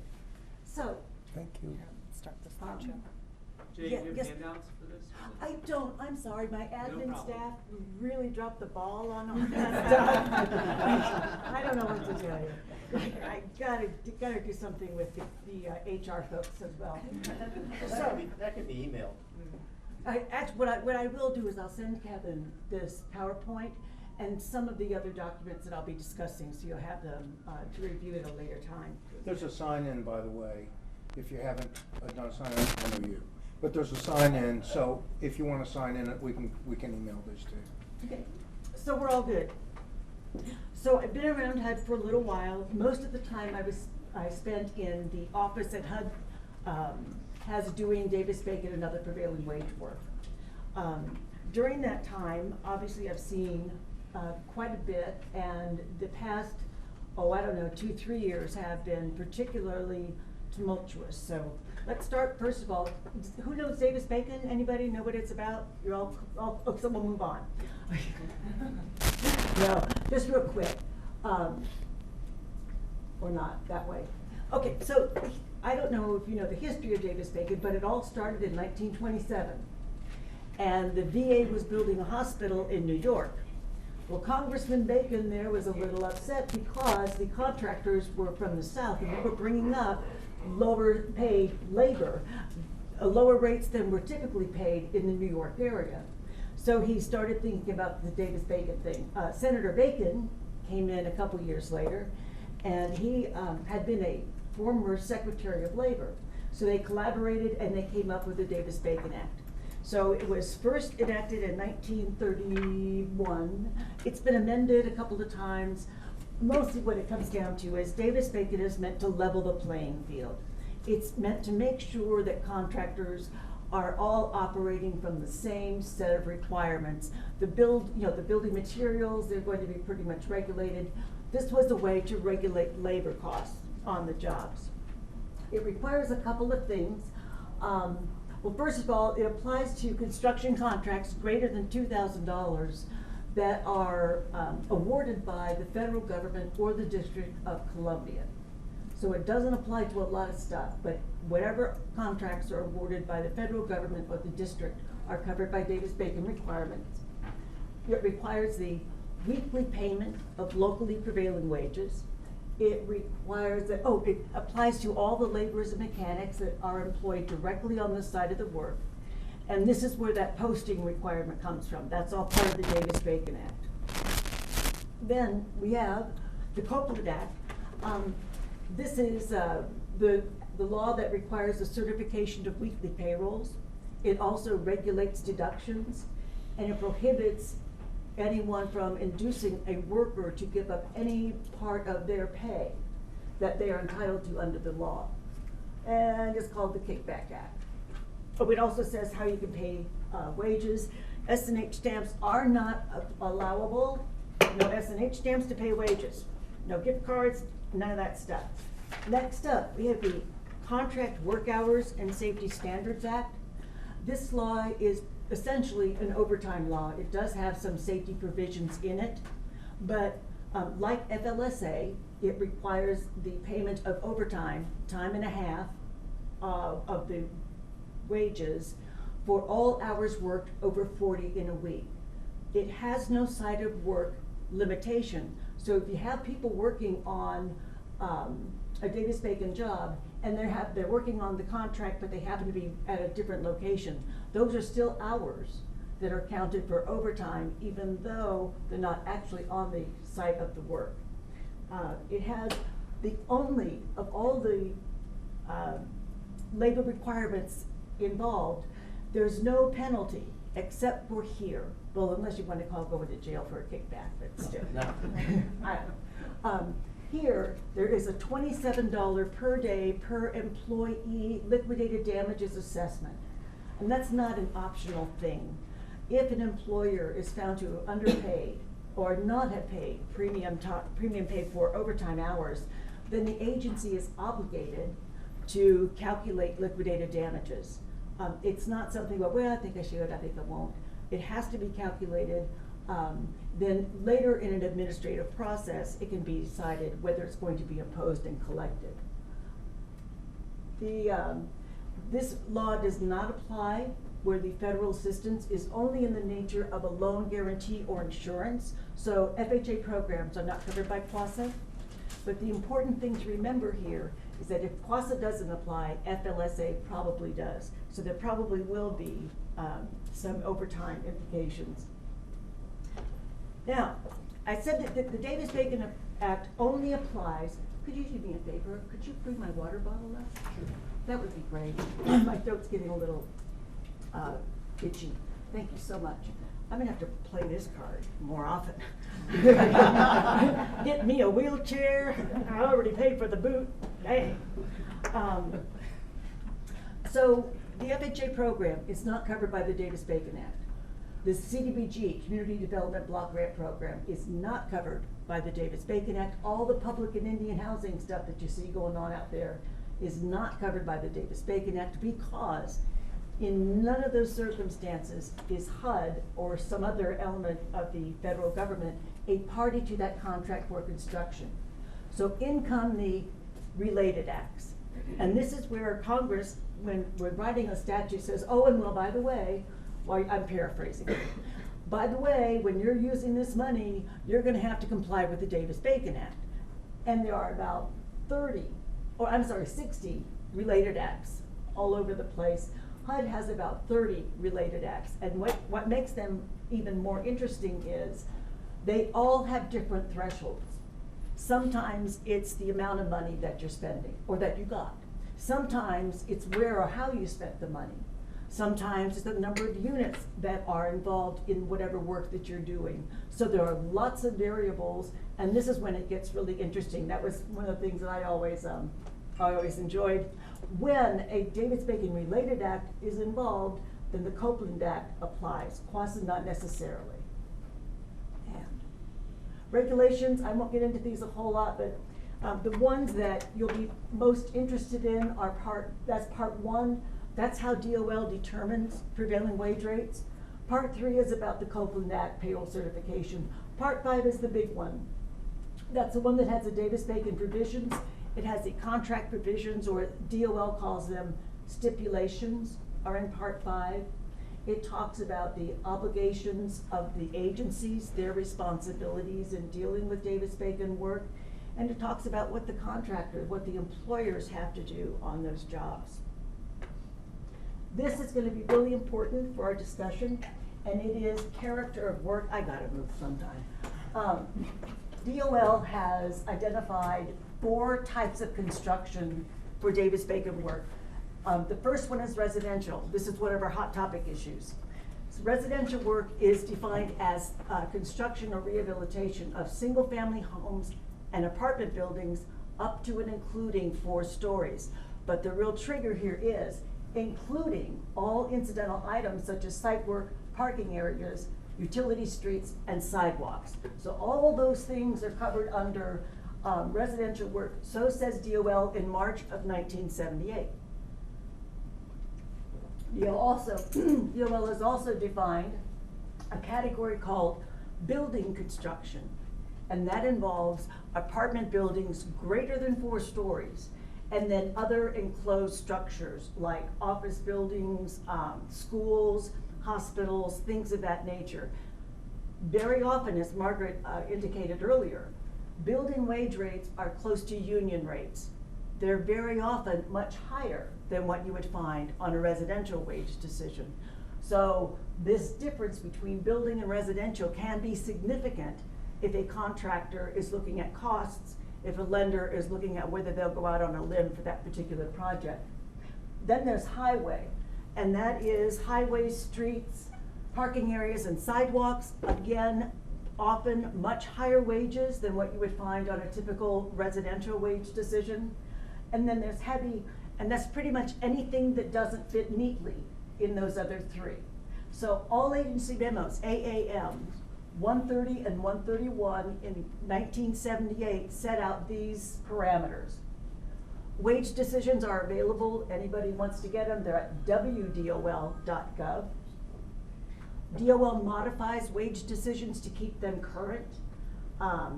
If a wage decision has wage rates that are based on union agreements, then whenever that union negotiates a new agreement, they send it to DOL, and DOL goes ahead and they publish that in a modification. If a wage decision is based only on open shop rates or not on union agreement rates, those rates will not change until DOL does another survey. I was working with a lender concerning a project in South Carolina, I think it was. DOL hasn't surveyed there in 20 years. So the rates are awfully low right now, or there are some that they have to be updated when minimum wage goes up. When minimum wage changes, even if there's no survey, the Davis Bacon rates have to go up. So in this particular one, practically every work classification was at $7.25 minimum wage. And those wages won't change until DOL conducts another survey in that area, and nobody knows when that will be. So modified to keep current is important. If you have a project, it's got residential rates, and lo and behold, just before you're ready to go to initial closing, a new wage decision or a modification is published, that change may represent about 15 years worth of wage increases. So they can be significant. Or if DOL survey finds that, well, we went from open shop to union rates, so now you used to have all open shop or non-union work classifications and rates, now you're dealing with a big chunk of union rates. That's what can happen in the space of one day.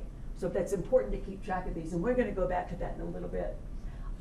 Wage decisions lock in at contract award. Well, the default is the wage decision locks in at the start of construction or contract award, whichever occurs first. And then at that point, no further modifications will apply to that contract. No matter how long that project takes, 10 years, it doesn't matter, the wage rates for that particular contract will not change. They lock in. And we're gonna talk about locking in a little bit. Oh, the trickle down, trickle up effects. Just like everything, you know this part already. Obligations slow down. So the agencies, that would be like HUD or a city, a county, some entity that's awarding a contract, they are responsible for putting the correct wage decision and the stipulations in every contract that they enter into. So that's their responsibility. They're responsible to oversee the compliance of all of the employers on the project. Now the prime contractor, they are obligated to insert those same labor clauses into every subcontract they enter into. And they're responsible for their own compliance and the compliance of all of the subcontractors on that job site, every employer. Then you get down to subcontractors. They are required to insert those labor standards into any lower tier contracts that they enter into. And they have to, they're responsible for their own compliance and the compliance of any lower tiers. So all those obligations flow down. Now when it comes time for liabilities, it goes the other way. They are liabilities if workers are underpaid. The first point of liability is the employer who had them out there. Then if the employer was a lower tier, I think I have it. Let's see. Yep, here we go.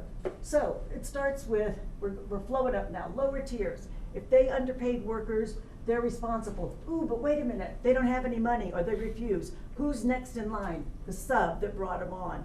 Now they're responsible for paying whatever restitution might be due. And if they don't have the money or they can't do it, then you go to the prime. And then the prime is responsible, again, for all the compliance, all of the wages that are earned on that job. Finally, it goes to the contracting agency. And there are times when the contracting agency is in a position where they have to pay the wage restitution due because they failed to carry out their responsibilities. Okay, so we've had some changes going on, and the question is it quicksand or shifting sand? And it's hard to know which one or the other. The first, oh, I forget, it's over here. Okay, this is one of our hot topics. At least since 1976, so that's 40 some odd years. Let's say it is, just for fun. At least since 1976, residential meant residential, period. If you've got an apartment project a complex and it's 4 stories or less, then everything that goes on, including the clubhouse, including the site work, including everything else, it all went under a residential wage decision, period. I know this because I was there. I was there in 1976, and in fact, DOL had to issue those wage decisions. They weren't published on the internet. There wasn't such a thing. So we had to send a form into DOL, and DOL would send it back to us and say, okay, use this. This is for your project. They never once asked, well, how much is this gonna cost? They never once said, well, is there gonna be a clubhouse? And we never were very specific. We'd say, 3 4-story buildings, 312 units, slab on grade, whatever. It didn't really matter what we said because DOL has always sent us the same thing back. Anyway, and remember, all agency memo 130 says that residential construction includes all these incidental items. In 1986, DOL published an operations manual, and in that manual they said not only what AAM 130 says, they said this is how it's going to be unless there's an established area of practice to the contrary. That was DOL's position that was last put in writing in 1986. Well, in 2013, DOL writes to HUD and says, look folks, you've been doing this all wrong because it's been our long-standing policy that we look at all these project costs. And if you got something that's over $1 million in cost, or that represents more than 20% of the total contract value, and that's not intrinsically residential, then that's gonna have to get either building rates or highway rates or heavy rates. And so now you've got a project that could have as many as 4 separate wage decisions. This caused quite a stir among the industry. At first, HUD said, you know what, we're not doing it. And I applauded them for that. In my view, HUD is a cabinet agency. It does not work for DOL, nor does its staff. So DOL may have the final say, the responsibility to coordinate all this Davis-Bacon stuff among many agencies. It's not infallible. And here they lied. So let's see. So they say long-standing policies, oh my gosh, what are we gonna do? And what's even more disturbing, let me back up. 2016, HUD decides, well, the path of least resistance, we'll just do whatever DOL told us, because we really don't know what the heck we should be doing anyway, so we'll just do whatever DOL says. And I want to point out here that that does not mean everybody at HUD, because there are many great partners in the Office of Housing that don't think this is correct, and they've been fighting with us to get it overturned. Many of the field staff in HUD that are doing Davis-Bacon stuff, they don't like this either. But for the moment, HUD headquarters has decided we're gonna do whatever DOL says. And what's disappointing is, I don't blame them in some ways. They weren't there. They don't know. They weren't there in 1978 or in 1986. They don't know, and what's distressing from my perspective is they won't even listen. When I tell them, look, I have evidence, I can show you, this has not been what's been going on, they just don't care. They come back with, no, it's our long-standing policy. Anyway, so this is causing some problems. Sound good? Maybe not so much. So as I was saying, I don't blame them, except that they won't listen. That they're very much wedded to their positions. And the problem, because they didn't really know what they were doing, then everything was moving around. If this had been a long-standing policy, DOL, then surely you have a checklist. You have something in writing I can go by so I know when to expect this to happen. Nope, no checklist. At times, they would add up things like, well, the swimming pool is heavy construction, and the lawns and planning, well, that's also heavy construction, and if I add them up together, that's more than $1 million. So they're both gonna get highway or heavy rates, which is ridiculous. The lawn has nothing to do with the swimming pool. If the lawns cost $500,000 and the swimming pool costs $500,000, they say, well, that's $1 million, you've gotta use higher wage rates. Well, the swimming pool is not going to get smaller if the lawns and planting cost $450,000. And the same is true in reverse, so they really have nothing to do with each other.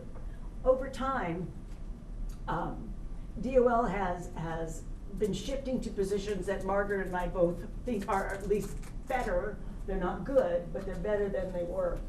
Some of the ridiculous HUDs come up with their list. Here we go. HUD, this is swimming pools.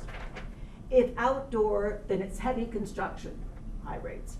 If indoor, it takes the character of the construction to where it occurs. So if it's inside the clubhouse, it's building construction. If for some reason it's inside a residential building, then it's residential building. But here's the one that gets me. If on top of the apartment building that is considered residential, then it's residential work. What? Then here's another one of my favorites. Let's see. Where did it go? The ramps. Oh, here we go. Parking lots. Parking lots are highway. Do you recall when we looked at incidental items? Parking lots was one of the things saying, oh, this is what's included. Okay, parking lots are highway. Parking included within the main dwelling. Underground parking is considered part of the main character of construction. So if you have parking underground of a 4-story apartment building, they say it's residential. However, the parking ramps are building construction. What? So it just gets nuts. Bureaucrats.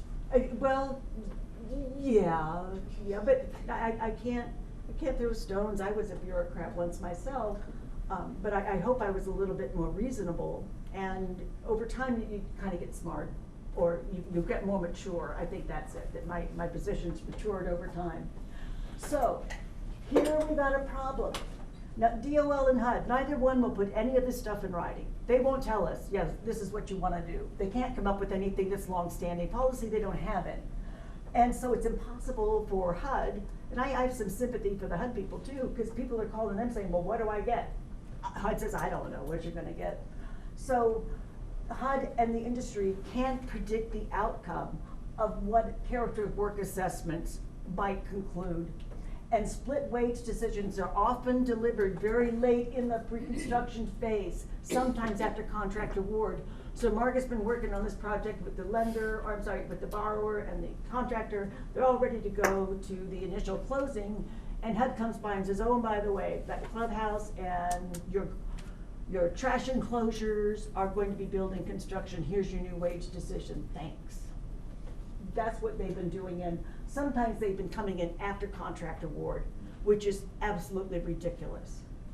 I keep forgetting it's not there. Conformances. Here's another one.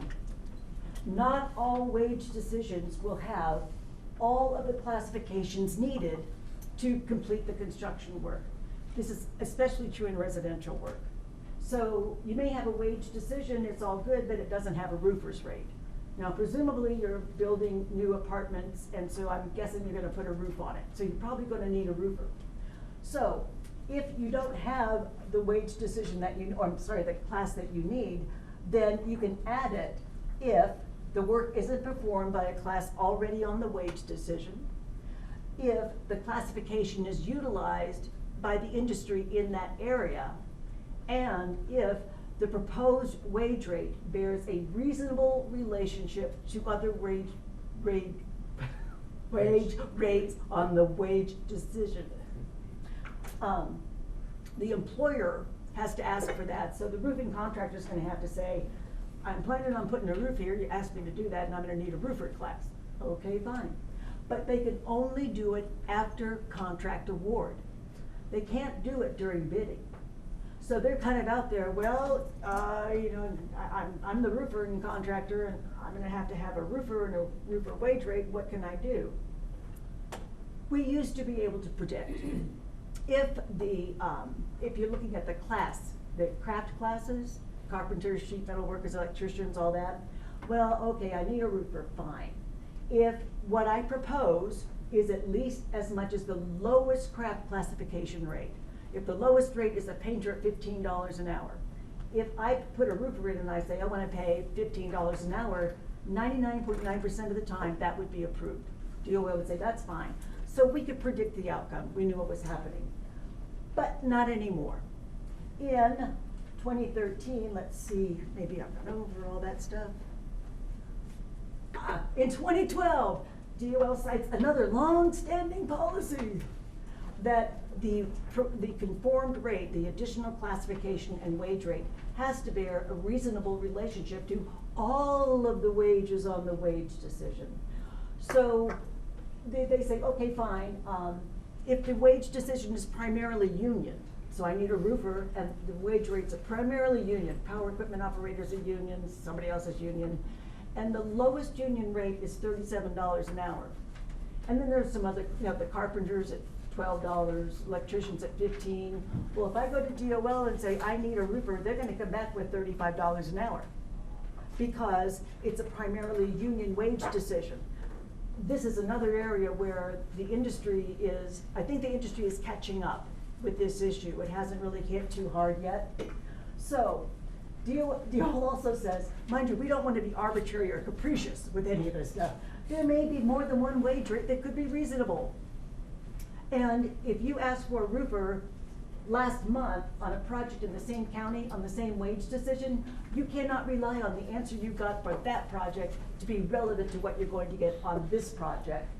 So there's no predictable outcome. You really don't know what to do, and the bidders are the ones that are really catching the worst of all of this.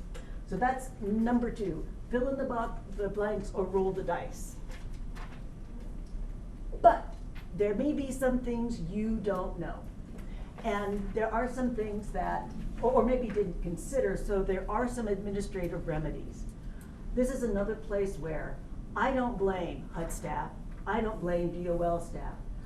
They're new, sort of, to this kind of stuff, so they may not know all of the tools that are available to them to address problems when they occur. And first is the power of the wage and hour administrator.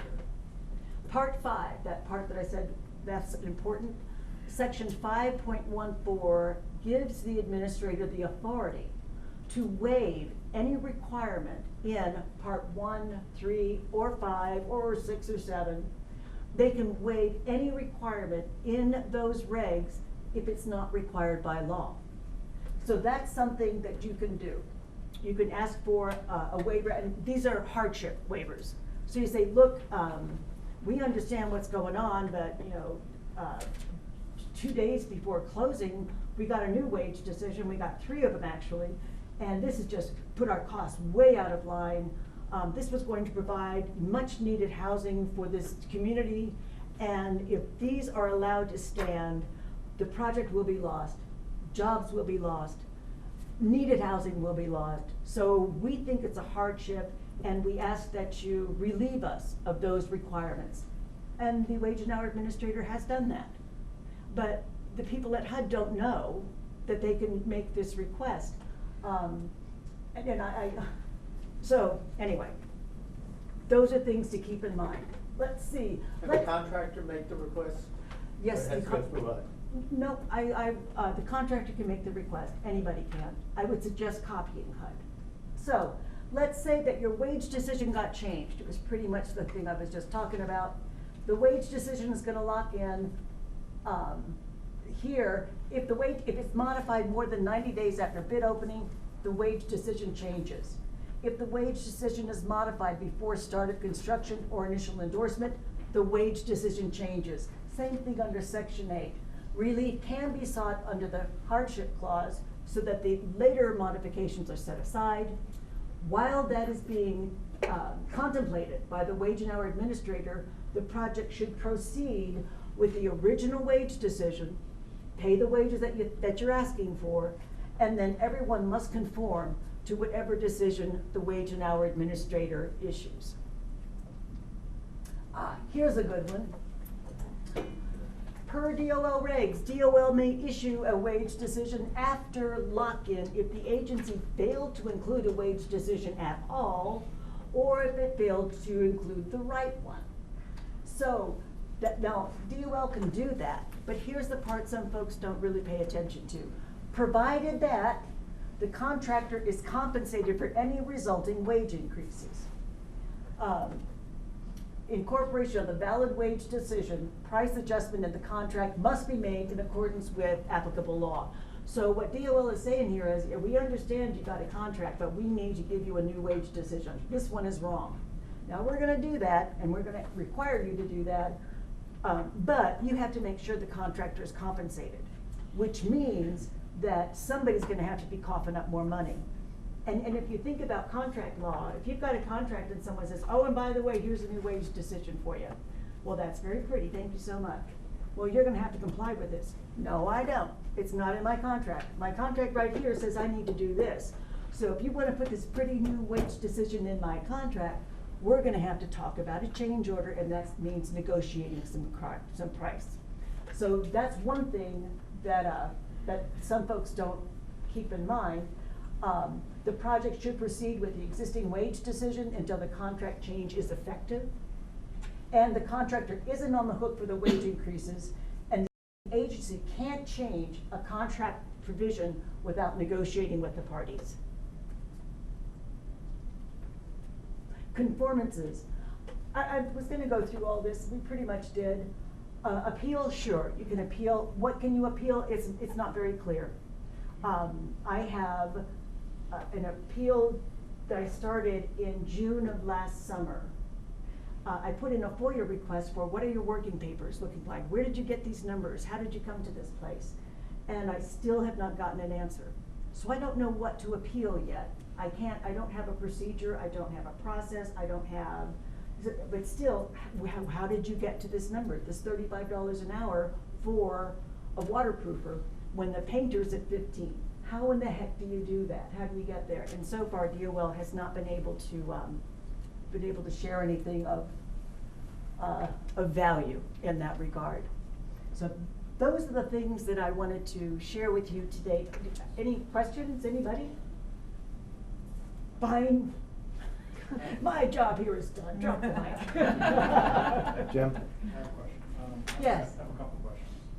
When you were talking about apartment buildings, 4-story and less, if I have a residential 4 stories of apartments above a concrete podium, which is commercial, Yes. the ground floor, is that considered a 4-story apartment building or a 5-story building? Good question. And it is, and it's becoming common, especially in the southeast.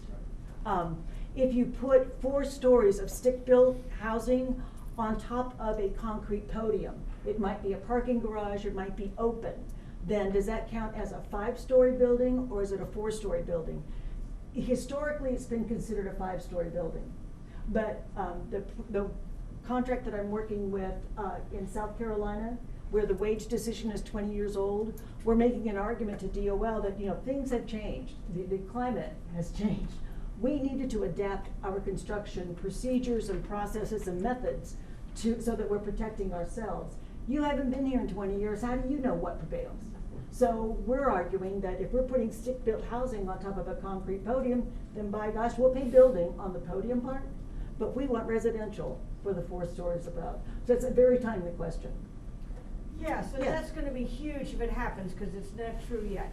No, it is not true You yet. count from the entrance, Yep. where you walk in and it's 5 stories and it's building wages. Right, so. That's gonna be enormous. It also sort of dovetails with the construction type of requirement, because like on the podium I'm describing, we'll actually have a 3-hour separation between the podium building and the stick frame. Right. So we've actually got 2 separate. So you've got slab on grade, Instead of kind a of. 3A, we've got a 5A with both the podium. You've got elevated slab on grade. Correct. Yeah, okay. That's our time? That's your Oh, time. thank you. One Oh, I'm more sorry.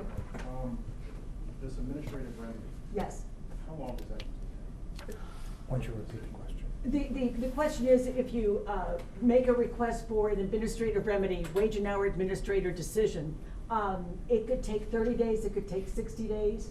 So that's why I always suggest pay the wages you're asking for. And then when a final decision comes down, everybody understands we've got to abide by that. But pay what you're asking for. And HUD may say they can't do it, but they can. It's another one that they just don't know. All right, well, thank you very Jade. much.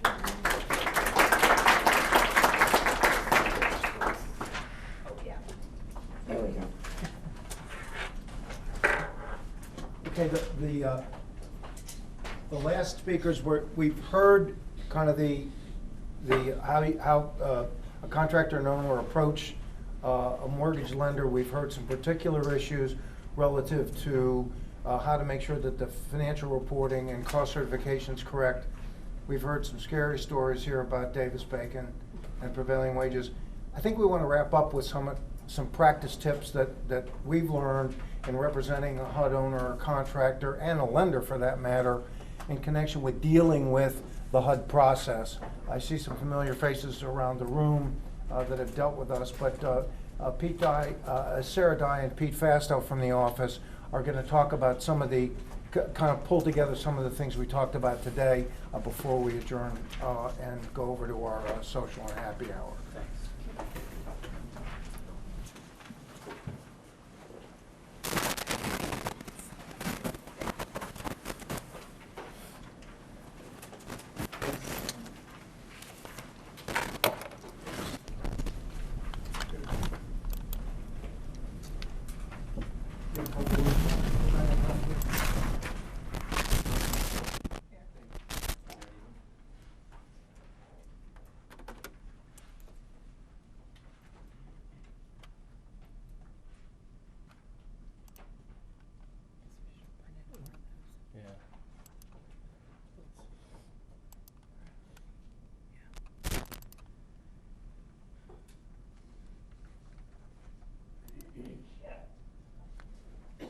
Okay, good afternoon. My name is Pete Fastow. I'm with the firm Carney Callahan.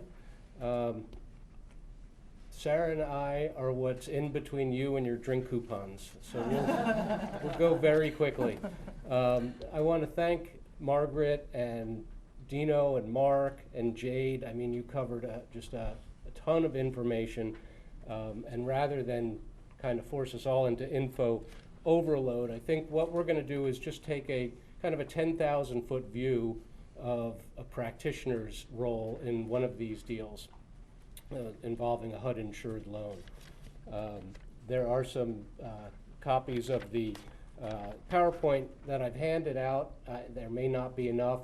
I could email additional ones. We're just going to touch really just a handful of slides, and then we'll move forward.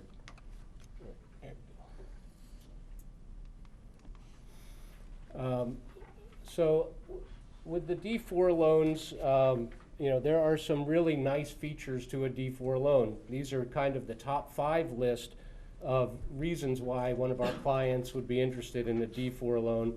When I talk to my clients, they really kind of just give me 3 really important reasons. One is the low interest rates, and you lock it in before the deal starts, and that continues through the life of the loan. You have one note, one document, and that's it. It's easy. You know what you're getting into. It is non-recourse. We've heard that today. It's the best non-recourse game in town. Unless you do something horrible, they're not coming after you. You just turn over the keys to the project, and that's it. Another nice thing that our clients like is that there are no limitations on the owner's return, so there are no rent restrictions, which again gives a lot of flexibility. I think one of the things we've heard today from pretty much everybody who's presented is the importance of getting involved at a substantive level early. Mark and Dino said they want to be pulled in as early as possible. Margaret said you got to get real substantive info together as early as possible. And it's the same thing when we're involved and we're representing an owner. We want to get the owner involved with the architect as early as possible and really kind of work out the details of the project. What's the scope of the services? Because at the end of the day, our clients want to close, and they want to close as quickly as possible. And if the deal keeps on changing or the scope keeps on changing, those changes, those clarifications, those exclusions, they need to be put into the spec book, which means they need to be reviewed by a third-party reviewer, and that adds delay. So again, it's all about really getting involved at a serious substantive level very early on in the process. Let's see, I'm just flipping through to keep this moving. Some practice tips on forming the org structure. Again, this is something that you want to do early. You want to get the client together and all the stakeholders together and discuss this as early as possible, because if you have a client who's not familiar with HUD projects, they may think, oh, well, we could just swap out members, we could swap out guarantors, it'll be no big deal, it's just a matter of our attorneys preparing an addendum and that's it, or an amendment and that's it. That's not the case. So what we usually do is, for clients that we have with little HUD experience, we review with them the required language that has to go into the operating agreement that HUD requires. And this required language says you can't change managers, you can't change members, you can't change guarantors without HUD approval. And that's not always so quick to get. One of the things that the HUD requires too is that you have to have the owner designate a representative that is going to communicate with HUD. HUD does not want to hear the 5 different members of the borrower calling them up separately and saying, hey, can we do this? Hey, can we do that? Hey, I was thinking we'd do the other thing. So despite what your organizational documents say, whether it lists who the manager is or the authorized person is, you still have to designate one individual with HUD so they know who they're going to deal with. In terms of preparing our org docs, on the BISPR deals that we discussed briefly, you're going to have the GC as a nominal member. When do you put that GC into the ownership, into the organizational structure? As a practice, we typically do it right before initial closing, because you never know in the process leading up to initial closing whether or not the general contractor and the owner are going to see eye to eye, or if they're going to have any issues, or if they're going to have to replace someone or another. So we save that for the very end.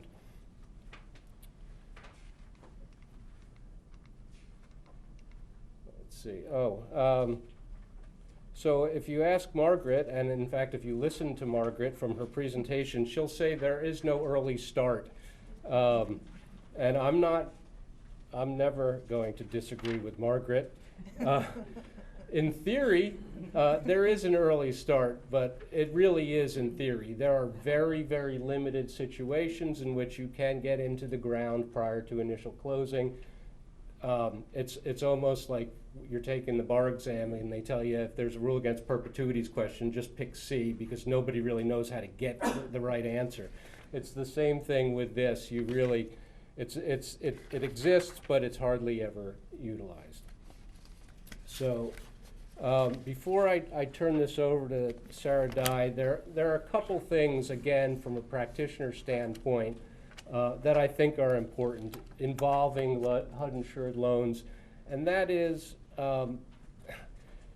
HUD is in the driver's seat. They're driving this bus, and you're doing everything you can to get HUD all of the information that HUD needs, that's required, and you do it, and then you get your HUD attorney to review and issue comments and corrections, and then you get housing issues its comments, and then you're trying to reconcile all of that and get all of the corrections made, and at the same time your client is calling you up saying, I need to buy a plane ticket, when's closing, when is closing, I need closing to be by next Tuesday, or I'm not going to be able to be there.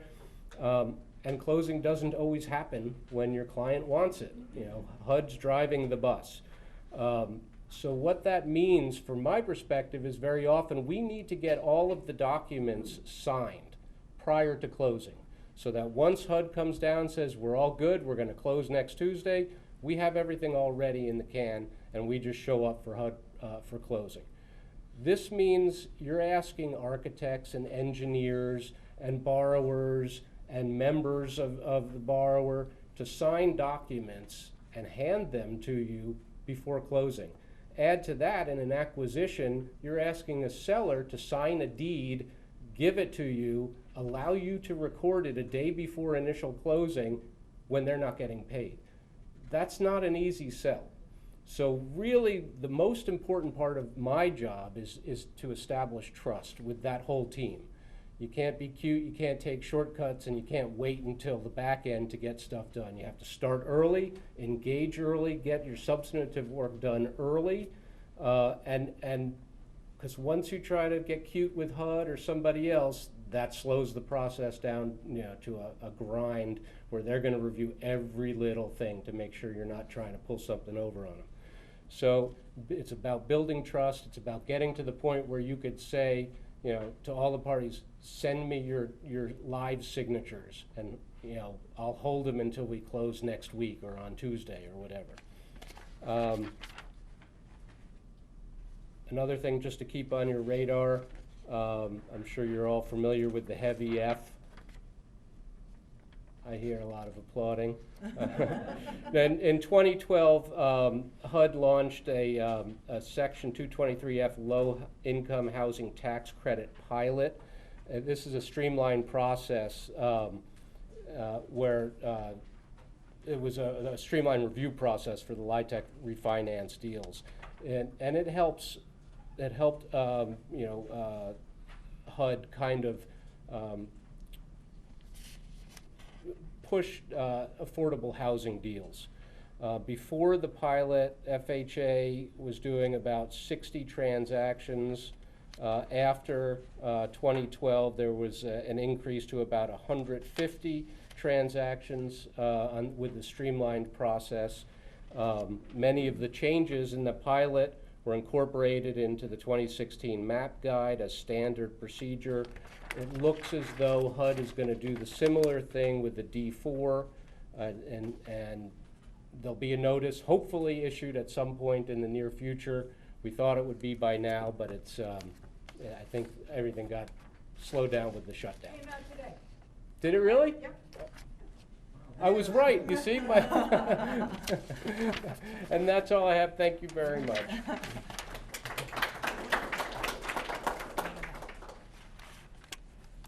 I'm going to jump around in these slides a little bit, so pardon me while I find the one I'm looking for. There's a few things I wanted to point out. One of them Margaret mentioned, and that's HUD has standard forms for pretty much everything, and we don't have very much latitude to deviate from them. I say that because the next thing I'm going to talk about is the borrower's organizational documents, and really the borrower doesn't have the ability to do a whole lot. The language that Pete mentioned, the HUD language, is very specific. However, when we involve the contractor in BISPRA deals, we do have the opportunity to create sort of our own contract between the members of the borrower and the contractor for the purposes of paying this profit to the contractor.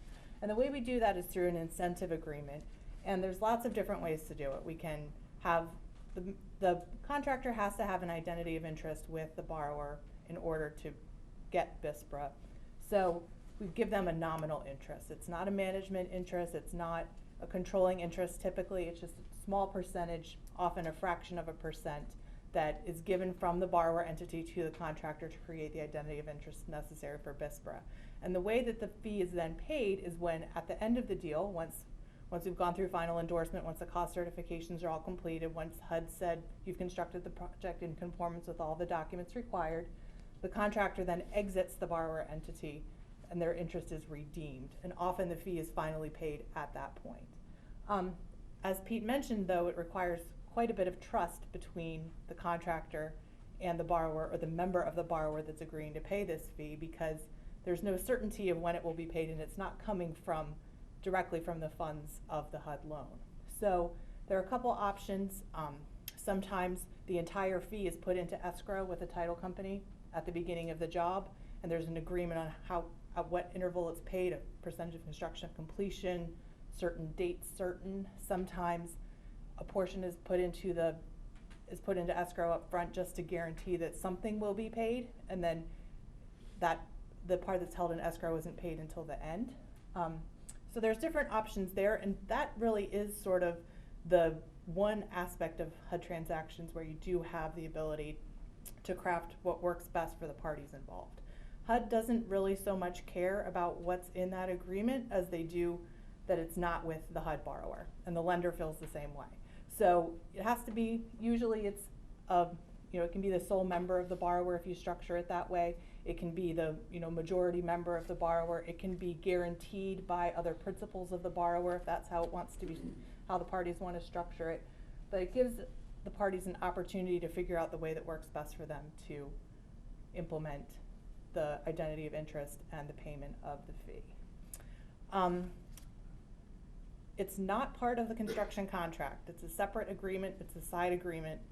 It's totally separate from the construction documents that are presented to HUD. However, there is a rider to the construction contract that explains what identities of interest exist and also sets out whether there are hard cost and soft cost savings incorporated into the contractor and the borrower's agreement. So this is just a visual to show you kind of how that might be set up, where the contractor exists vis-a-vis the borrower in the organizational structure.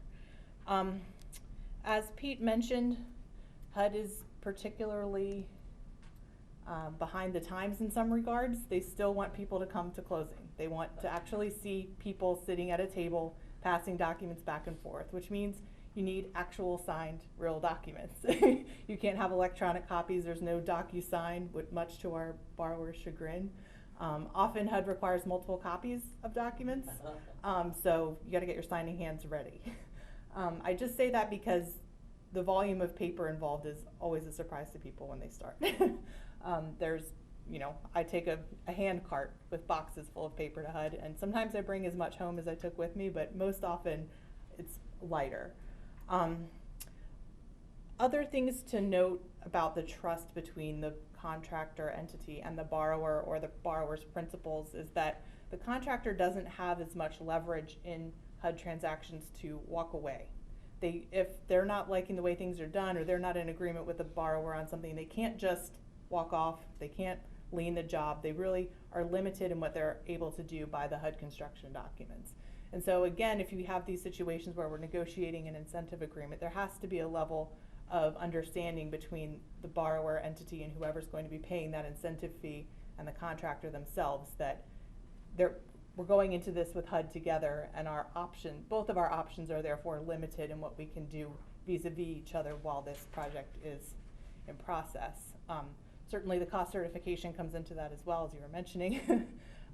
Knowing what the costs are, trying to get to final endorsement and make sure everything's okay. So there are points where each party may have more or less leverage, but in general, everyone sort of has to be on the same team in proceeding with HUD.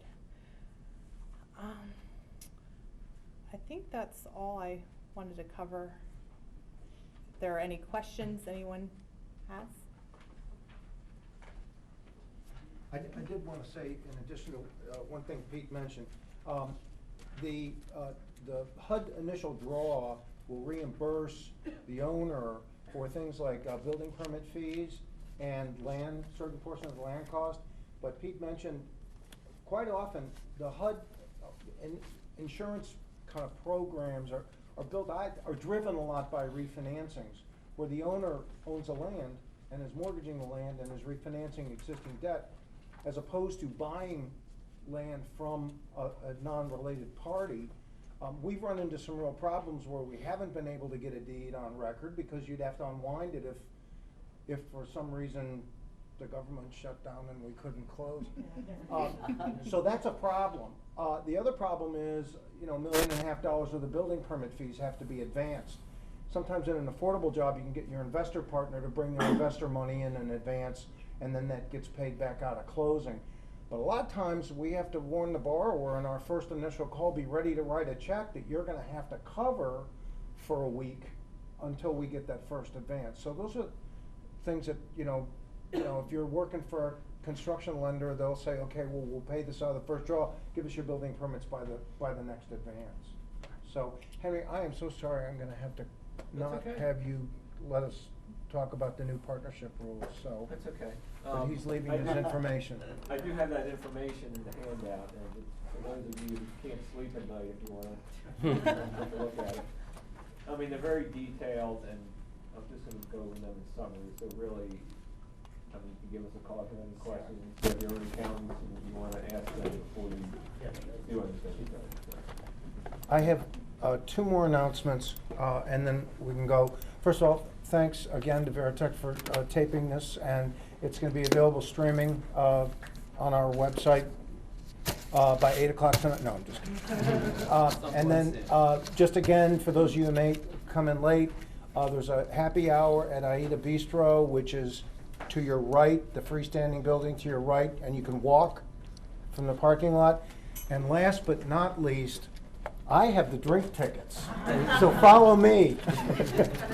Lisa. Before we go, I just want to, on behalf of the Section Council, acknowledge Kevin for putting this program together single-handedly from start to finish, including venue, happy hour, speakers, sponsoring, emceeing. I started with happy hour. Did everything. So thanks a lot to Kevin. This was a very informative program, overflowing with expertise and depth. So it's unfortunate the weather may have kept some folks away. And thank you all for coming. We really appreciate it. Good question. Okay, wonderful.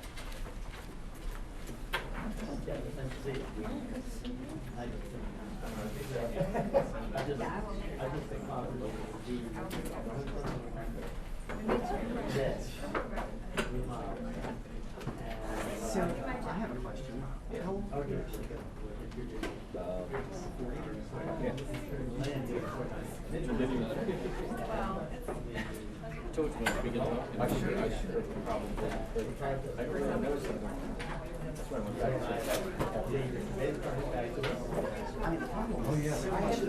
yeah.